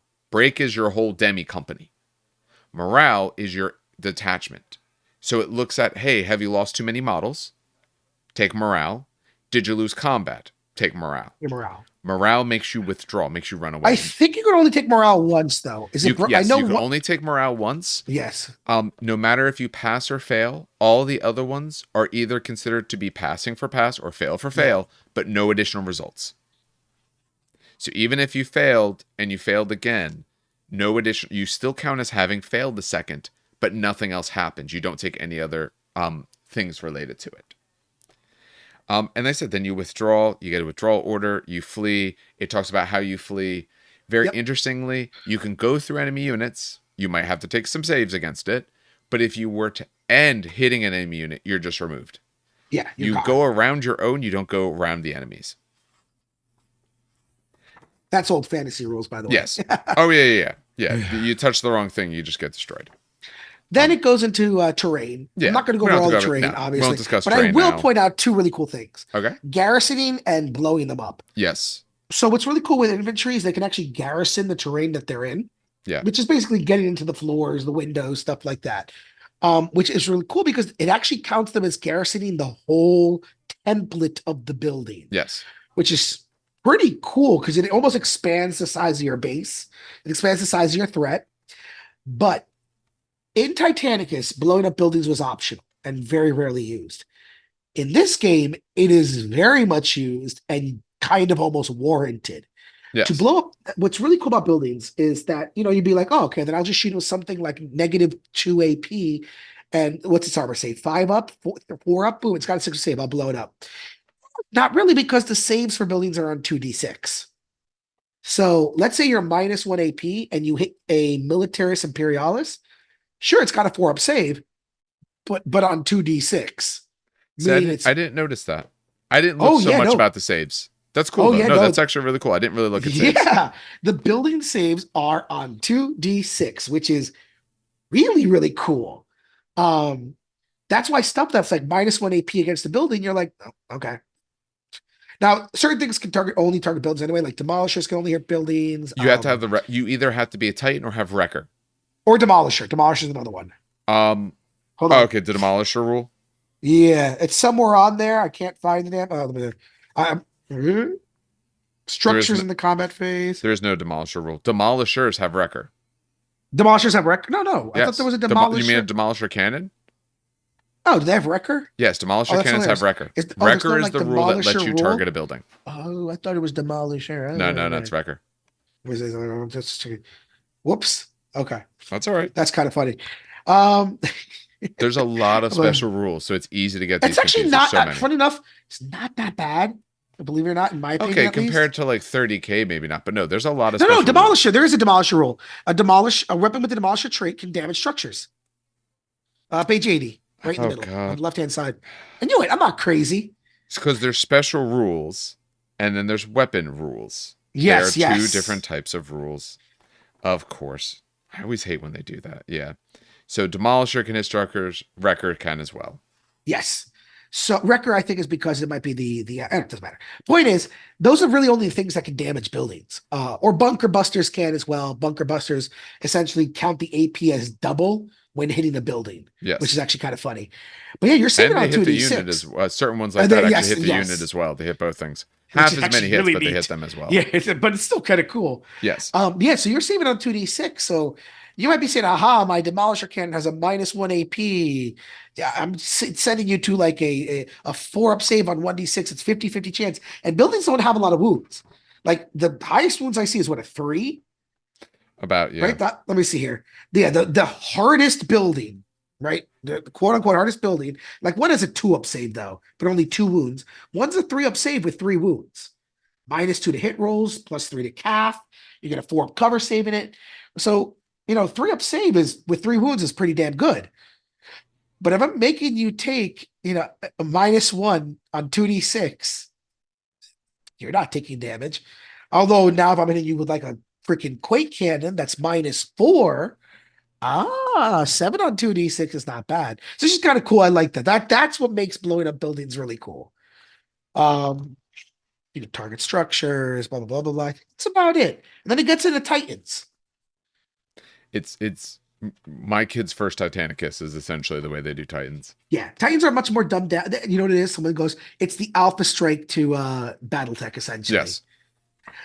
Titans are cool. Titans move their distance in their front arc. So for people who haven't played Titanicus in a long time, this does mean you can wiggle your waist. People always forget this in Titanicus. People always think you have to move in like a straight. I don't know how this is going to come out of the camera. You People have to always go think, in a straight line, but the straight line can be a diagonal. yes. So like, because that is these still are a my- straight line. So, you can see what here. Yeah. So like you can go this way, but if your front arc is this and this, you can technically move this way, but still Yeah. facing that way. Yeah. So just people forget that all the time. All Titans have 1 turn, period, unless there's a special rule, cough, cough, agile, that lets them do multiple turns. Mhm. Warhounds of agile. Yes. They get to split fire if they want. Titans do blow up in this game, and they actually do hurt. Jesus Christ. They can engage structures if they want. And what's really cool about them is they can just engage buildings without issuing charge. Yes. They can just like hobble over to a building and kick it or stomp it, which is great. Let me see here. And that's about it. Then it gets to special rules, and then it gets to like the missions. Yeah. Yeah. Missions are great. Missions are great. Just to explain real quick how missions work, you get, first of all, before I even get to that, you roll a d6, then a d6, then a d6, which is so good. That's so many combinations. So essentially, what you do is one player rolls a d6 to choose the column, right? So you either there's 12 missions: confrontation, season hold, no man's land, hold ground, blah, blah, blah. There's 12 individual missions, which is already insane, right? Mhm. And then you roll a second d6 to select the row. So you always have a nice little combination of things to play with, right? You set up your objective markers. Objective markers are weird in this one. They change the objective marker size every game, and it annoys the shit out of me. 40K is what? A 40 mil base plus 3 inches, I think. Age of Sigmar is Yes. 12-inch Yeah. diameter. Mhm. And this one is what? Whatever hold the on. size of those flimsy Yeah. objectives is. I haven't actually looked at one. It's I- actually capturing. It's the marker plus 3 inches. I think it's actually a 32 mil. Of course it is. Of course. It's Yeah. 32 mil plus Why 3 do you inches. think you roll 3 dice? You only roll 2. GW, why does Your GW first do roll this? determines which chart. Your second roll determines which of the I use 6. 2d6. Yeah, it's 2d6, not 3d6. You set up your, and then what makes this really fun is that you get secondary objectives. Yes. They are random. You roll 2d6 and you choose 1, I believe, correct? Hold on. Yeah, you reroll duplicates until you get 2 unique. Oh no, 2. You choose 1. Choose 1. Yeah, So you choose 1. Yeah, you have And to they have are 2 secret. unique, and then you get to choose Yep, 1. and they are secret, and they do absolutely play very different. So you have your primary objective for the mission, you have your secondary objective for the mission, and then what's really cool, like this is, I know I keep saying that, but what's really cool, you also have your reserves and stuff on the side. Capturing objectives. This is where it gets interesting because Titans, I'll go backwards, have 0 tactical strength. Absolutely jack shit. They do not capture objectives. They shouldn't be capturing objectives in the first place. Meaning, if your fat Titan is on top of that objective marker, I mean, sure, he can actually block people from getting to it, which is actually quite funny, but he doesn't hold it at all. Knights are 1, vehicles and super heavies are 2, cavalry and walkers are 3, and infantry are 5. So a single infantry base can hold that. Now, when I say hold an objective, this is also where it gets kind of cool. They have auto sticky objectives in this game. Once you hold that objective, you hold it. That's it. It's done. Right? Yes. You can actually leave that objective in order to go get another objective. Now, what's interesting is the only way an opponent can take an objective from you is if they have double the amount of tactical strength on there. They have to have double. So what this means, if you're infantry, for example, meaning you have 1 infantry base on that objective, and someone has 2 Bane Blades on that objective, you still have that objective because it's 5-4. They would literally need 10 tactical strength to rip that objective away from you. Which is why infantry is so. Oh, go ahead. Well, let's just say when contested. So, in other words, objectives have memories of whose side they're on, but not memories of the strength that took them. Yes. Oh, no, yeah. If so it's an empty objective, I can take it with anything. Also, the other thing to make sure we're sure. Titan. Oh, yeah. I meant like objectives in the middle. Yeah. Titans can take objectives as long as there's no enemy. If you have models there, they're allowed to take it. Oh, okay. You only reference tactical strength in opposition. Got it. The things that can never take objectives at all are things that fly. Yeah. But if your Titan is the only thing there, it is your objective. But if anything shows up, no matter what, from the opponent's side, it becomes their objective immediately.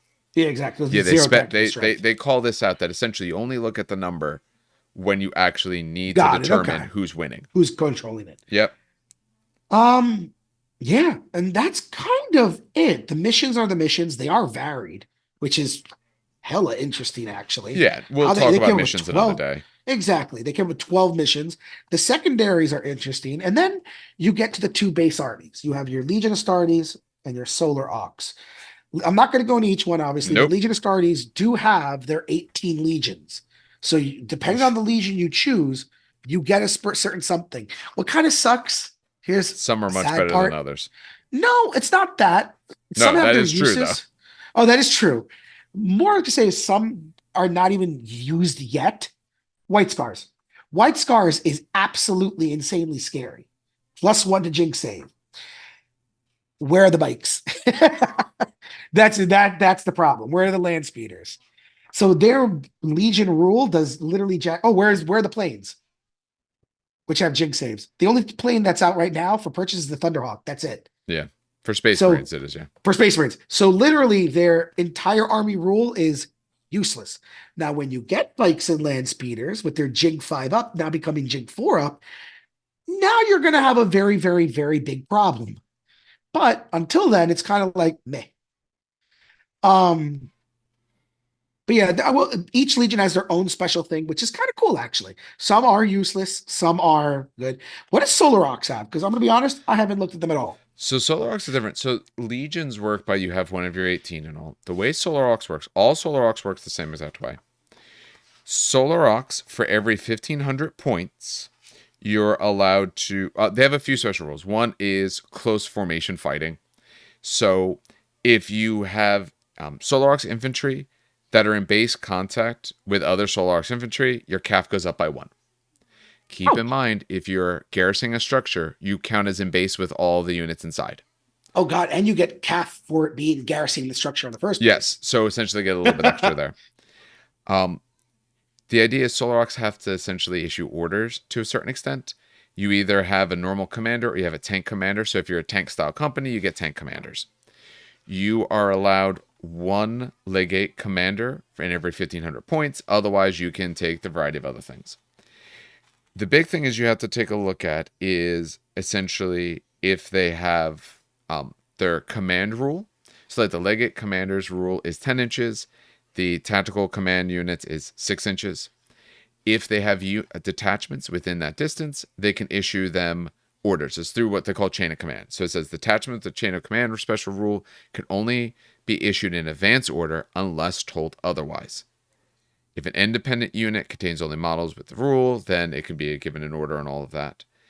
So, Oh, this is interesting. yeah, Okay, you have to so be they within did. their Yep. HQ range. So someone did play this wrong on a battle report, and Oh, I'm I'm sure they did. glad. No, no, no, no. It wasn't like it hurt them in the long run because they thought so. They looked at their last rifle tertio. It has chain of command, so you can Yes. only give them advance unless they're close by.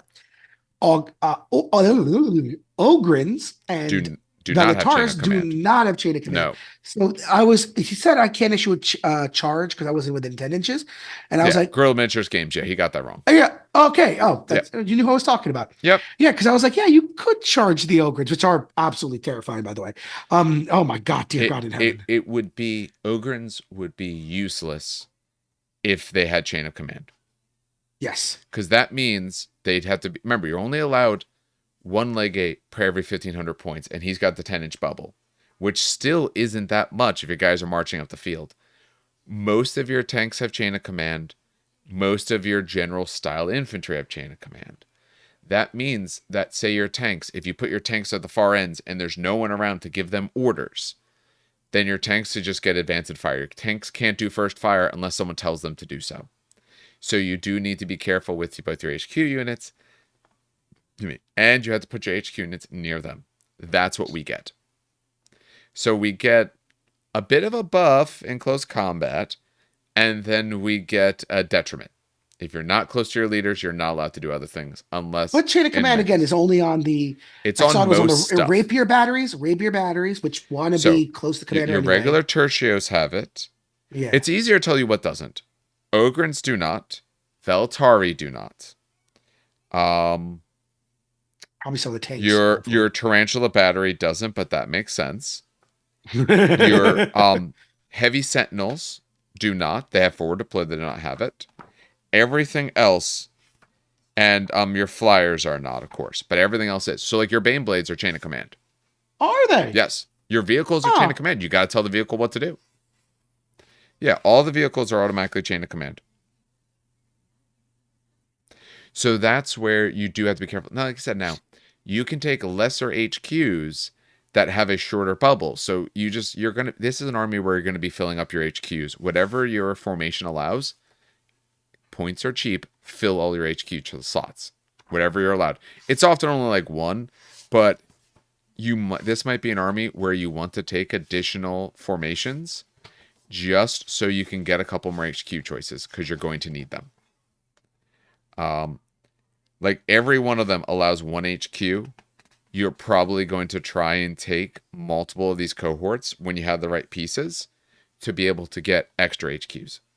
Like in my base, like not even 3K list, my like 1,000 to 1,500 point list, I run the auxiliary sub cohort and the armored company, and both of them have an HQ choice that gives me some bubbles. So this is something where that's something to keep in mind. You need to take your HQs and you need to take as many as you can. So at high points levels, at 3,000 points, I think for Solar Aux, you're going to see a lot of formations, especially when we get more in the future. But right now, at 3,000 points, I'd be taking at least 3, probably 4 formations, maybe 5 if I could fit it in. I'll actually, go mins. in my 2,000 point list, Yeah. I actually have 5 formations. Four. It's two demi companies, a predator, armored company, and a Mm, and a Titan sport. yeah. I actually have four, and in the 3,000, I think I went up to five. Then I'm I would not. be It's not. looking at minimum 5, Yeah. probably 6. Oh yeah. It's not that I'm taking minimum. I am busting them out No, with like no, I, support I, units I and stuff. agree. Yeah, I agree that you're probably. And right now we're some of the choices just aren't there. Some Exactly. of them was it one of them requires like certain types of support and stuff like that, or like lights that you just don't have right now. Exactly. Like Space Marines art. If it says like artillery, you don't have artillery. Or Vanguard. No, Yeah, no Vanguard. That's Vanguards. the other thing. Like you don't have Vanguards. We actually do. So if one of your things required Vanguard as a compulsory, you're actually even not allowed to take it. So, all right. That's a brief overview of the game, some of our thoughts on it. Let's go into more of just any other particular things of what you think of the game currently, stuff. So, as I said, we haven't played it yet.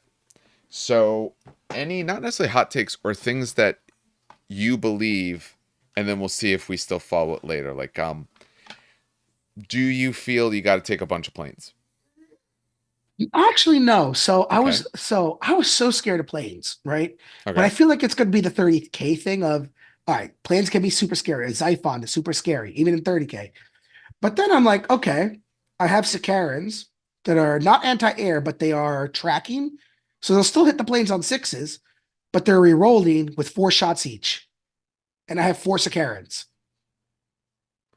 Does it worry you Like, the way in which planes shoot, where they have a lot of ways to like shoot before things and all of that kind yeah, of stuff? I was worried, and then I'm like, all the problem is I don't have anti-air yet. The big anti-air are like your tarantula batter. Yeah, What are they called for legions? They're not called tarantulas. Are they? it should be They a are called tarantula battery. tarantulas. Yeah, Yeah, that's so pretty that's universal. our major AA is not available yet, which is fine because also our planes are missing essentially.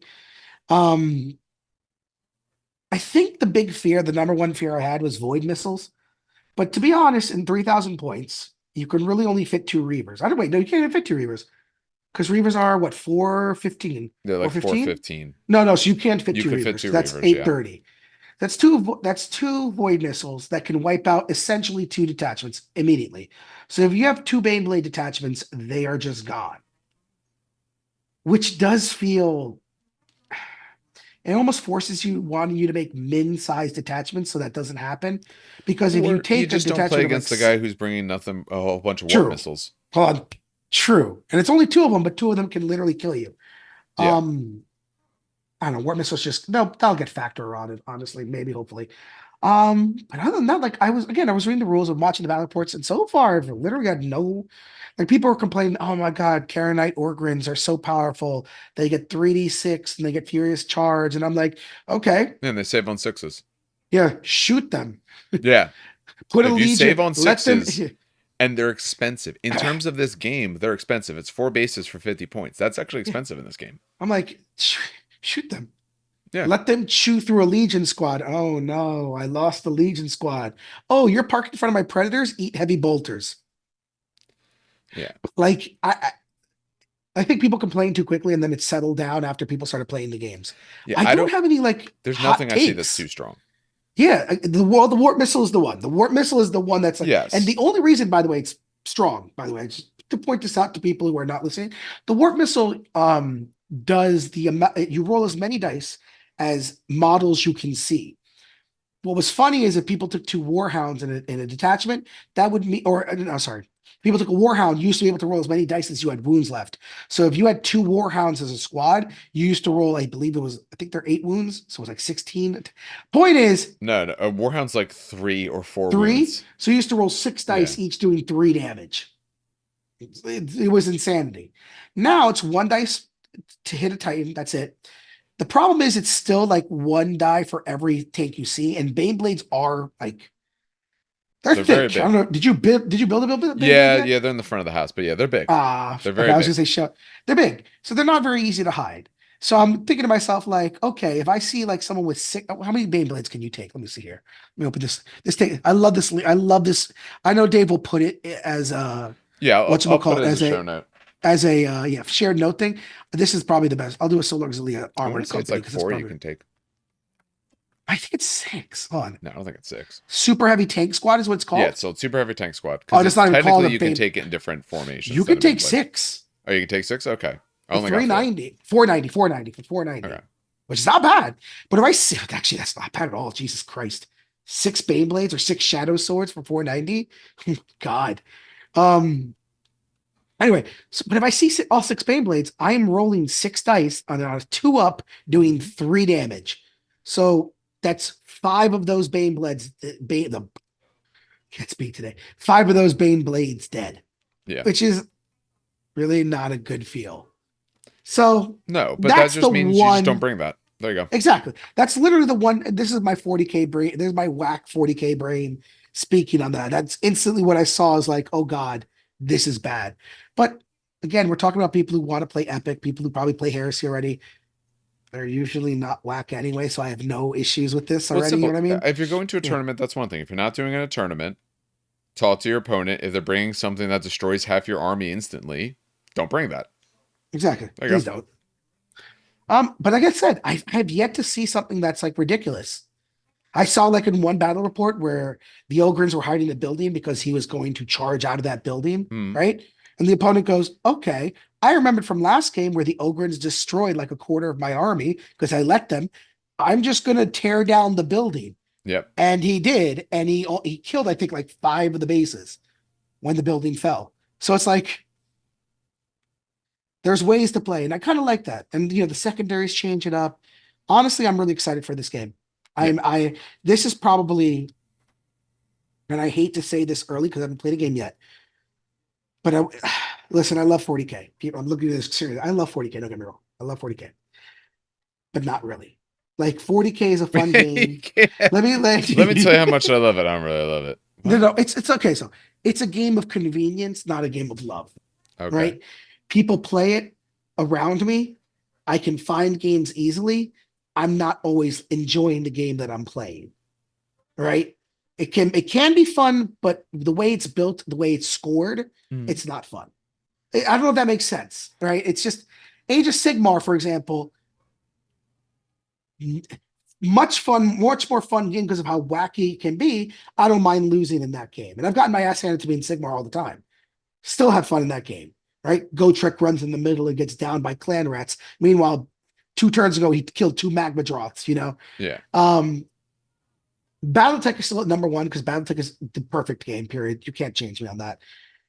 Epic, when I was a kid, right? The reason Epic, BFG, and AT were and I should say kid, because I was like 10 years old, 11 years old, 12 years old. The reason this appealed to me was because one, BFG was big, big, stupid, big fucking ships in the middle space, naval battles in space. So Yeah. easy, done, check off that. But that was an alternate activation. That was I go, you go. Epic and AT.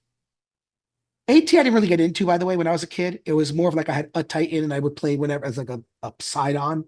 Mm. But Epic was my main gig because as much as I loved 40K, even as a kid, I played third edition and I loved third edition. It's still one of my favorite editions to this day. The black book with the Black Templars on it, still one of my most favorite editions of all time. When it started hitting fourth and fifth edition, I was very much less impressed. So I stayed with Epic because it was very much, alternate activations. It was Epic Armageddon. So I didn't have to play Tau at 28 millimeter. I could play Tau at freaking, 6 millimeter, It was just, it was such a good game. And when I was worried about this game because, when I heard it was being released, I'm like, it's going to be GW has like a 50-50 shot of doing a shit job or doing a really good job at doing this, right? And from someone who has played second edition Armageddon and Epic Armageddon, I look at these rules, and again, I haven't played a game yet. This is that disclaimer, but I look at these rules and I'm just excited to play it. Yeah. Like I'm looking at this like I don't care if I lose. I want to just blow up entire detachments of Marines, or I want someone else to take the Marauder bomber and drop fire bombs on like 50 Marines. And I don't care if it's my side. I want to see melt. It's stuff like that. Seeing like mass warfare on that level, that scale, it's just so much stupid fun.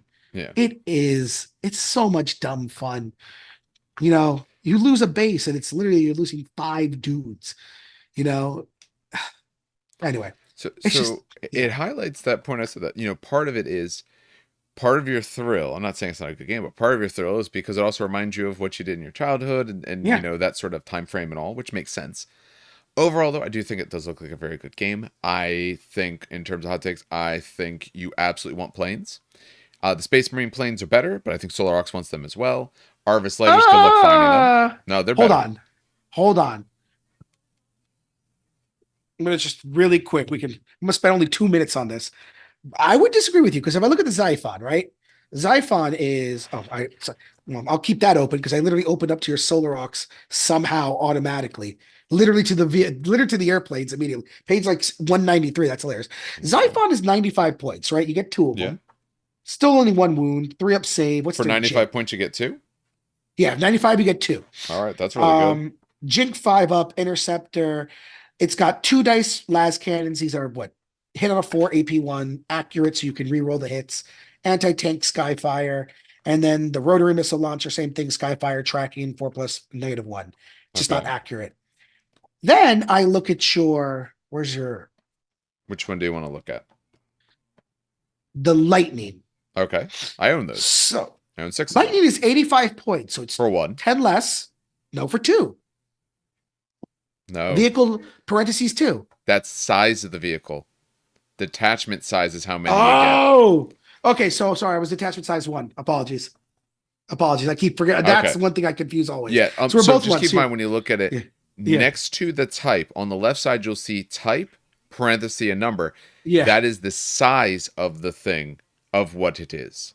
So a vehicle 2 on the left side, like a Kratos, that means it is a size 2 vehicle. The right size tells you how many are in the detachment. So you are 10 points less. Same level of jink, by the way. Your lightning las cannon is the exact same. You lose accurate, so you don't get rerollable las cannons. Which is a big difference. That is big, but whereas I just get the Skyfire tracking missile launcher, you have your choice of bomb clusters, Sky Strike missiles, Hellstrike missiles. Now, Hellstrike missiles are actually not bad. Holy shit. Yes. They're actually very, very good. Holy crap. Okay. You have Sky Strike missiles, which are also very scary. Actually, I think yours are better than mine. Huh. So, fun fact, my missile launcher is Skyfire and tracking. 2 shots, 4 up to hit, -1, right? Yours, and only 24 inches, by the way. Yours is 30 inches, 2 shots. So you get what, 6 more inches? 6 more inches on me. Mm-hmm. Still 4 and -1, but you get armor bane on one, which I don't get, and you get anti-tank on the other, which I don't get. Yes. So if we compared those ships, yeah, we could sit and say, hey, this one, here's the ways in which it's better, things like that. So Other part is always yeah. related to a save, of course. I think the 10-point difference to save more makes up for that. I think overall the Space Marine ones are probably just a bit stronger, and that might just be related to their thing. Also, keep in mind that if you have different rules, they might apply to them and all. True. If you're playing White Scars, that Xiphon fighter is now in a pain in the ass because it's got a 4 jink. Yeah. But I mean, like, okay, so pound for pound, that particular one, we can make that sort of arrangement. But also, if we go pound for pound, we have nothing that competes with a Thunderhawk. Very true. Yet. Wait, dude, Solar Auxilia have a big boy chance? Oh, hold nope. on. Nothing more than one. I'm trying to think of 30K. Oh, in actuality, they do. I'm sure. Do they? No, I don't think so. Maybe not. They probably got something. But like, you have it. None of ours get. Yours are all 3-up saves.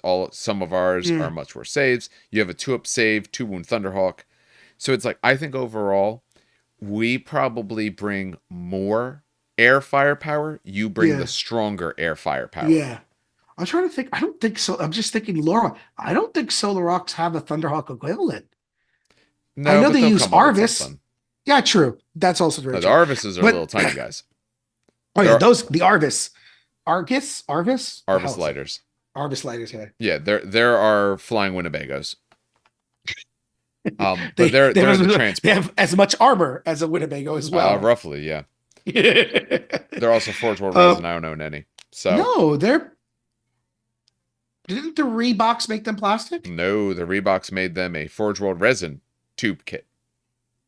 Oh. They're resin. Yeah, they're not plastic. Huh. Yep. I think you're going to see air either way. I think you absolutely should bring air no matter what. 1, it eats up points nicely. 2, it is very, very good. It's part of the game. You do need a lot of terrain for this. You absolutely want to have buildings you can go into. Yeah. You should be pretty dense on this. If you are able to see units and firing down the board constantly with nothing in the way, you're playing the game wrong. But overall, I'm very excited to play this game. I do think... I was just gonna say I will find. I gotta find the build. I know I put the building somewhere. That's not a good sign that I said that. By the way, well, it's all right. We'll find them later. It's okay. No. You know the Titanicus buildings I'm talking about, right? Yes, the ones that came not destroyed and destroyed. Yeah, the Civitas. I cannot remember. Oh no, you're talking about the ones you got from. Not these. Yeah, no. You're talking about the ones you bought separately. Yeah, the ones that you can build them. They might be at the store. No, I think I left them in the garage. Oh, okay. You'll have to look there because I know the last time I saw them were at the store upstairs. But that was a long time ago. Oh, They might be in the store upstairs. That's I would take a look just to be sure. Yeah. But overall, I think we're both very excited about the game. I have plenty more work to do. I'm not nearly as excited right now about painting more of these guys. It just takes time. There's a lot of them. Honestly, between clipping them out and doing all that kind of stuff, that just takes a lot of the time. Painting them is actually pretty easy. Like I said, I put them on popsicle sticks, just been painting them up. So I have plenty of guys, but I have a whole nother box of infantry I haven't opened yet. I'm probably going to paint them on the sprue, and I'm going to get to them at some point when I feel I can afford the sanity hit that I'm taking. Because I have like ten popsicle sticks full of infantry, and there's a lot of them.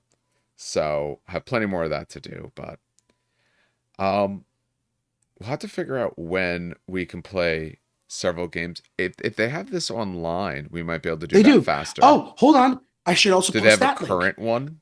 Yes, they do. TTS just released for Solar Aux and Marines. Okay, Damn it, where did I find it? Oh, this is going to drive me up the actual that's all wall. right. Find that, but I Yeah. think I want to play with stuff in person, but we might be able to get something like that done faster to at least start trying some stuff out, Oh, and then we can absolutely. get some in-person playing. Because obviously, in-person playing always lags. We didn't get sent anything early, although I'm supposed to. At PAX, I talked to the guy who at the GW booth who is good friends with the one who handles this stuff. So he's supposed to like tell him like, "Hey, get back to these guys." So I'm hoping. I don't know, but I'm hoping because if we get stuff ahead of time, then we could have actually been having this stuff out day one. So we're behind the eight ball, but we're getting there. How do I send this to you? I just found it. Just send it to me through the Discord. Uh, Just send me the webpage link. that's a, I guess I guess I just copy Yeah, just text. Okay, copy there and we go. paste it to the Discord. I'll grab it Yep, out of yep, there. yep, yep, yep, yep, yep, yep. That's Here we go. easiest. I found it. Here's one.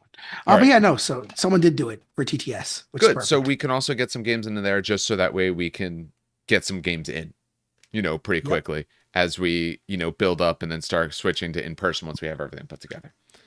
So, anything about it else for this moment? Honestly, try it out. Again, I Yeah. haven't played a game yet, but from what I've read, like I said, I'm so Well, it's simple. You're going to like it. yeah, because the rules really didn't change from second edition, with the exception of a couple things.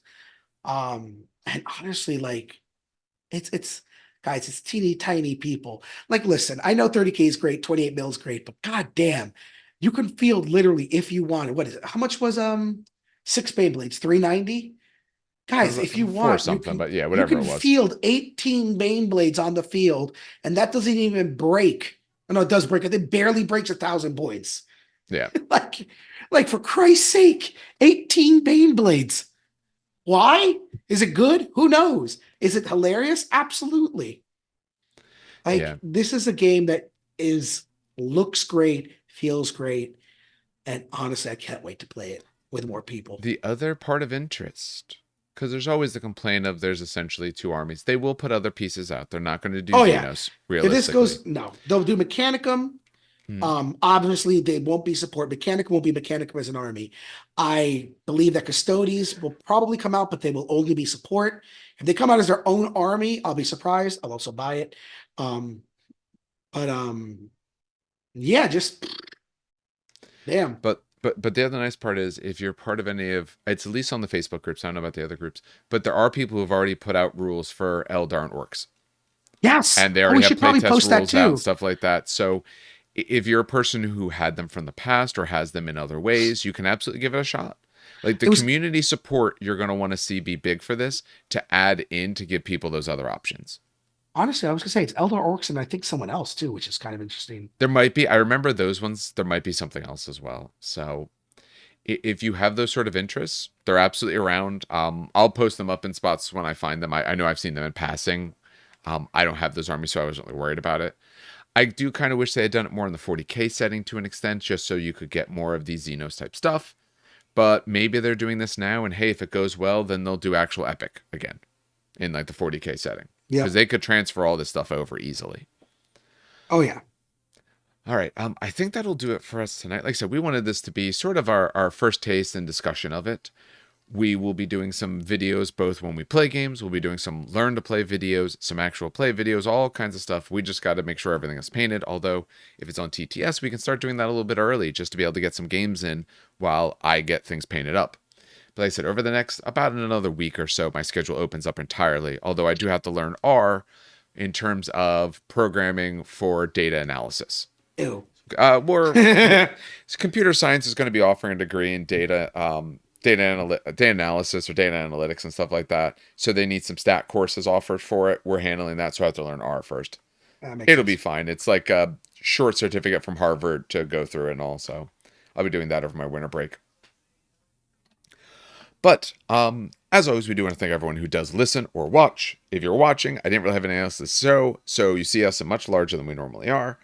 Um, I don't know what we're doing next. We're probably have at least another episode or so before the year ends. Because I know, at least for me, I'd like to get something else out. I know a few other things I'm doing, but in terms of the mainline episodes, we'll probably have at least one more for the year ends. And then we'll probably take maybe the house a little bit off. We'll see. It doesn't make a difference to me because I'm off for work. So I can do whatever, whenever. But I know at least, that last week when Christmas falls and all, we might miss that one. Or maybe I'll get something else in the can ahead of time to be able to pump out for that week in case you're traveling for the holidays. Remember, you can find us, you can reach out to us through email, trainkickersnj@gmail.com. We have our Discord, Facebook. Those are really the main sort of ways. So we have all those sort of options. If you're enjoying our content and you want to support us, we do have our Patreon. Although I say it's the holiday season, you have some local charities. Go to them first, maybe in the new year with your flush new year money. Then, if you wish to help support us, it is always appreciated. We don't lock anything behind it. We might put some little things behind it. Maybe if we do some stuff that we don't. I don't want to necessarily edit for the main thing. We'll put it there, but currently we don't. I'd like to do something special for the people who do support us. So I don't know what yet, but I'd like to be able to do more special things for them as well, just as an appreciation. It's never expected. It's always appreciated, but never expected. Remember, if you are looking for stuff related to Conquest, we do have a discount code. It's Train Kickers. All that's always listed at the bottom. So if you're looking to pick up some Conquest stuff, and right now is a great time to do so because they're still running really, really good bundles that if I didn't have to have bought a new car, I absolutely would have picked up the 100 Kingdoms one because it's all horses all day. And I love that idea. But I had to get a new car, and that's like a car payment. It's less than a car payment for the way cars are now. Cars are super expensive right now. It's terrible. But I needed one. So I said for other things to expect, I have a few other things. I want to do some PAX discussions. I have some board game reviews that I want to do. That's probably going to fall into the new year just because the holiday season gets crazy. But once all that stuff kind of flattens out, we're going to have a whole lot of other things. I think that is everything. What we're doing next, we might do more of this if we have something done. If not, then we will we'll probably start the special characters thing in the new year because I don't want to have to take like a multi-week break in case we do take a break for holidays. So we might do more of this. We might do one off of something else. Who knows what? We'll figure it out. See, Steve is typing something, but he's not going to type faster than I close out the show. I was waiting to see if he said something interesting. He's not. That's fine. His loss. All right. Now, on behalf of everyone here at the show, then, have some good hobbying and some great gaming.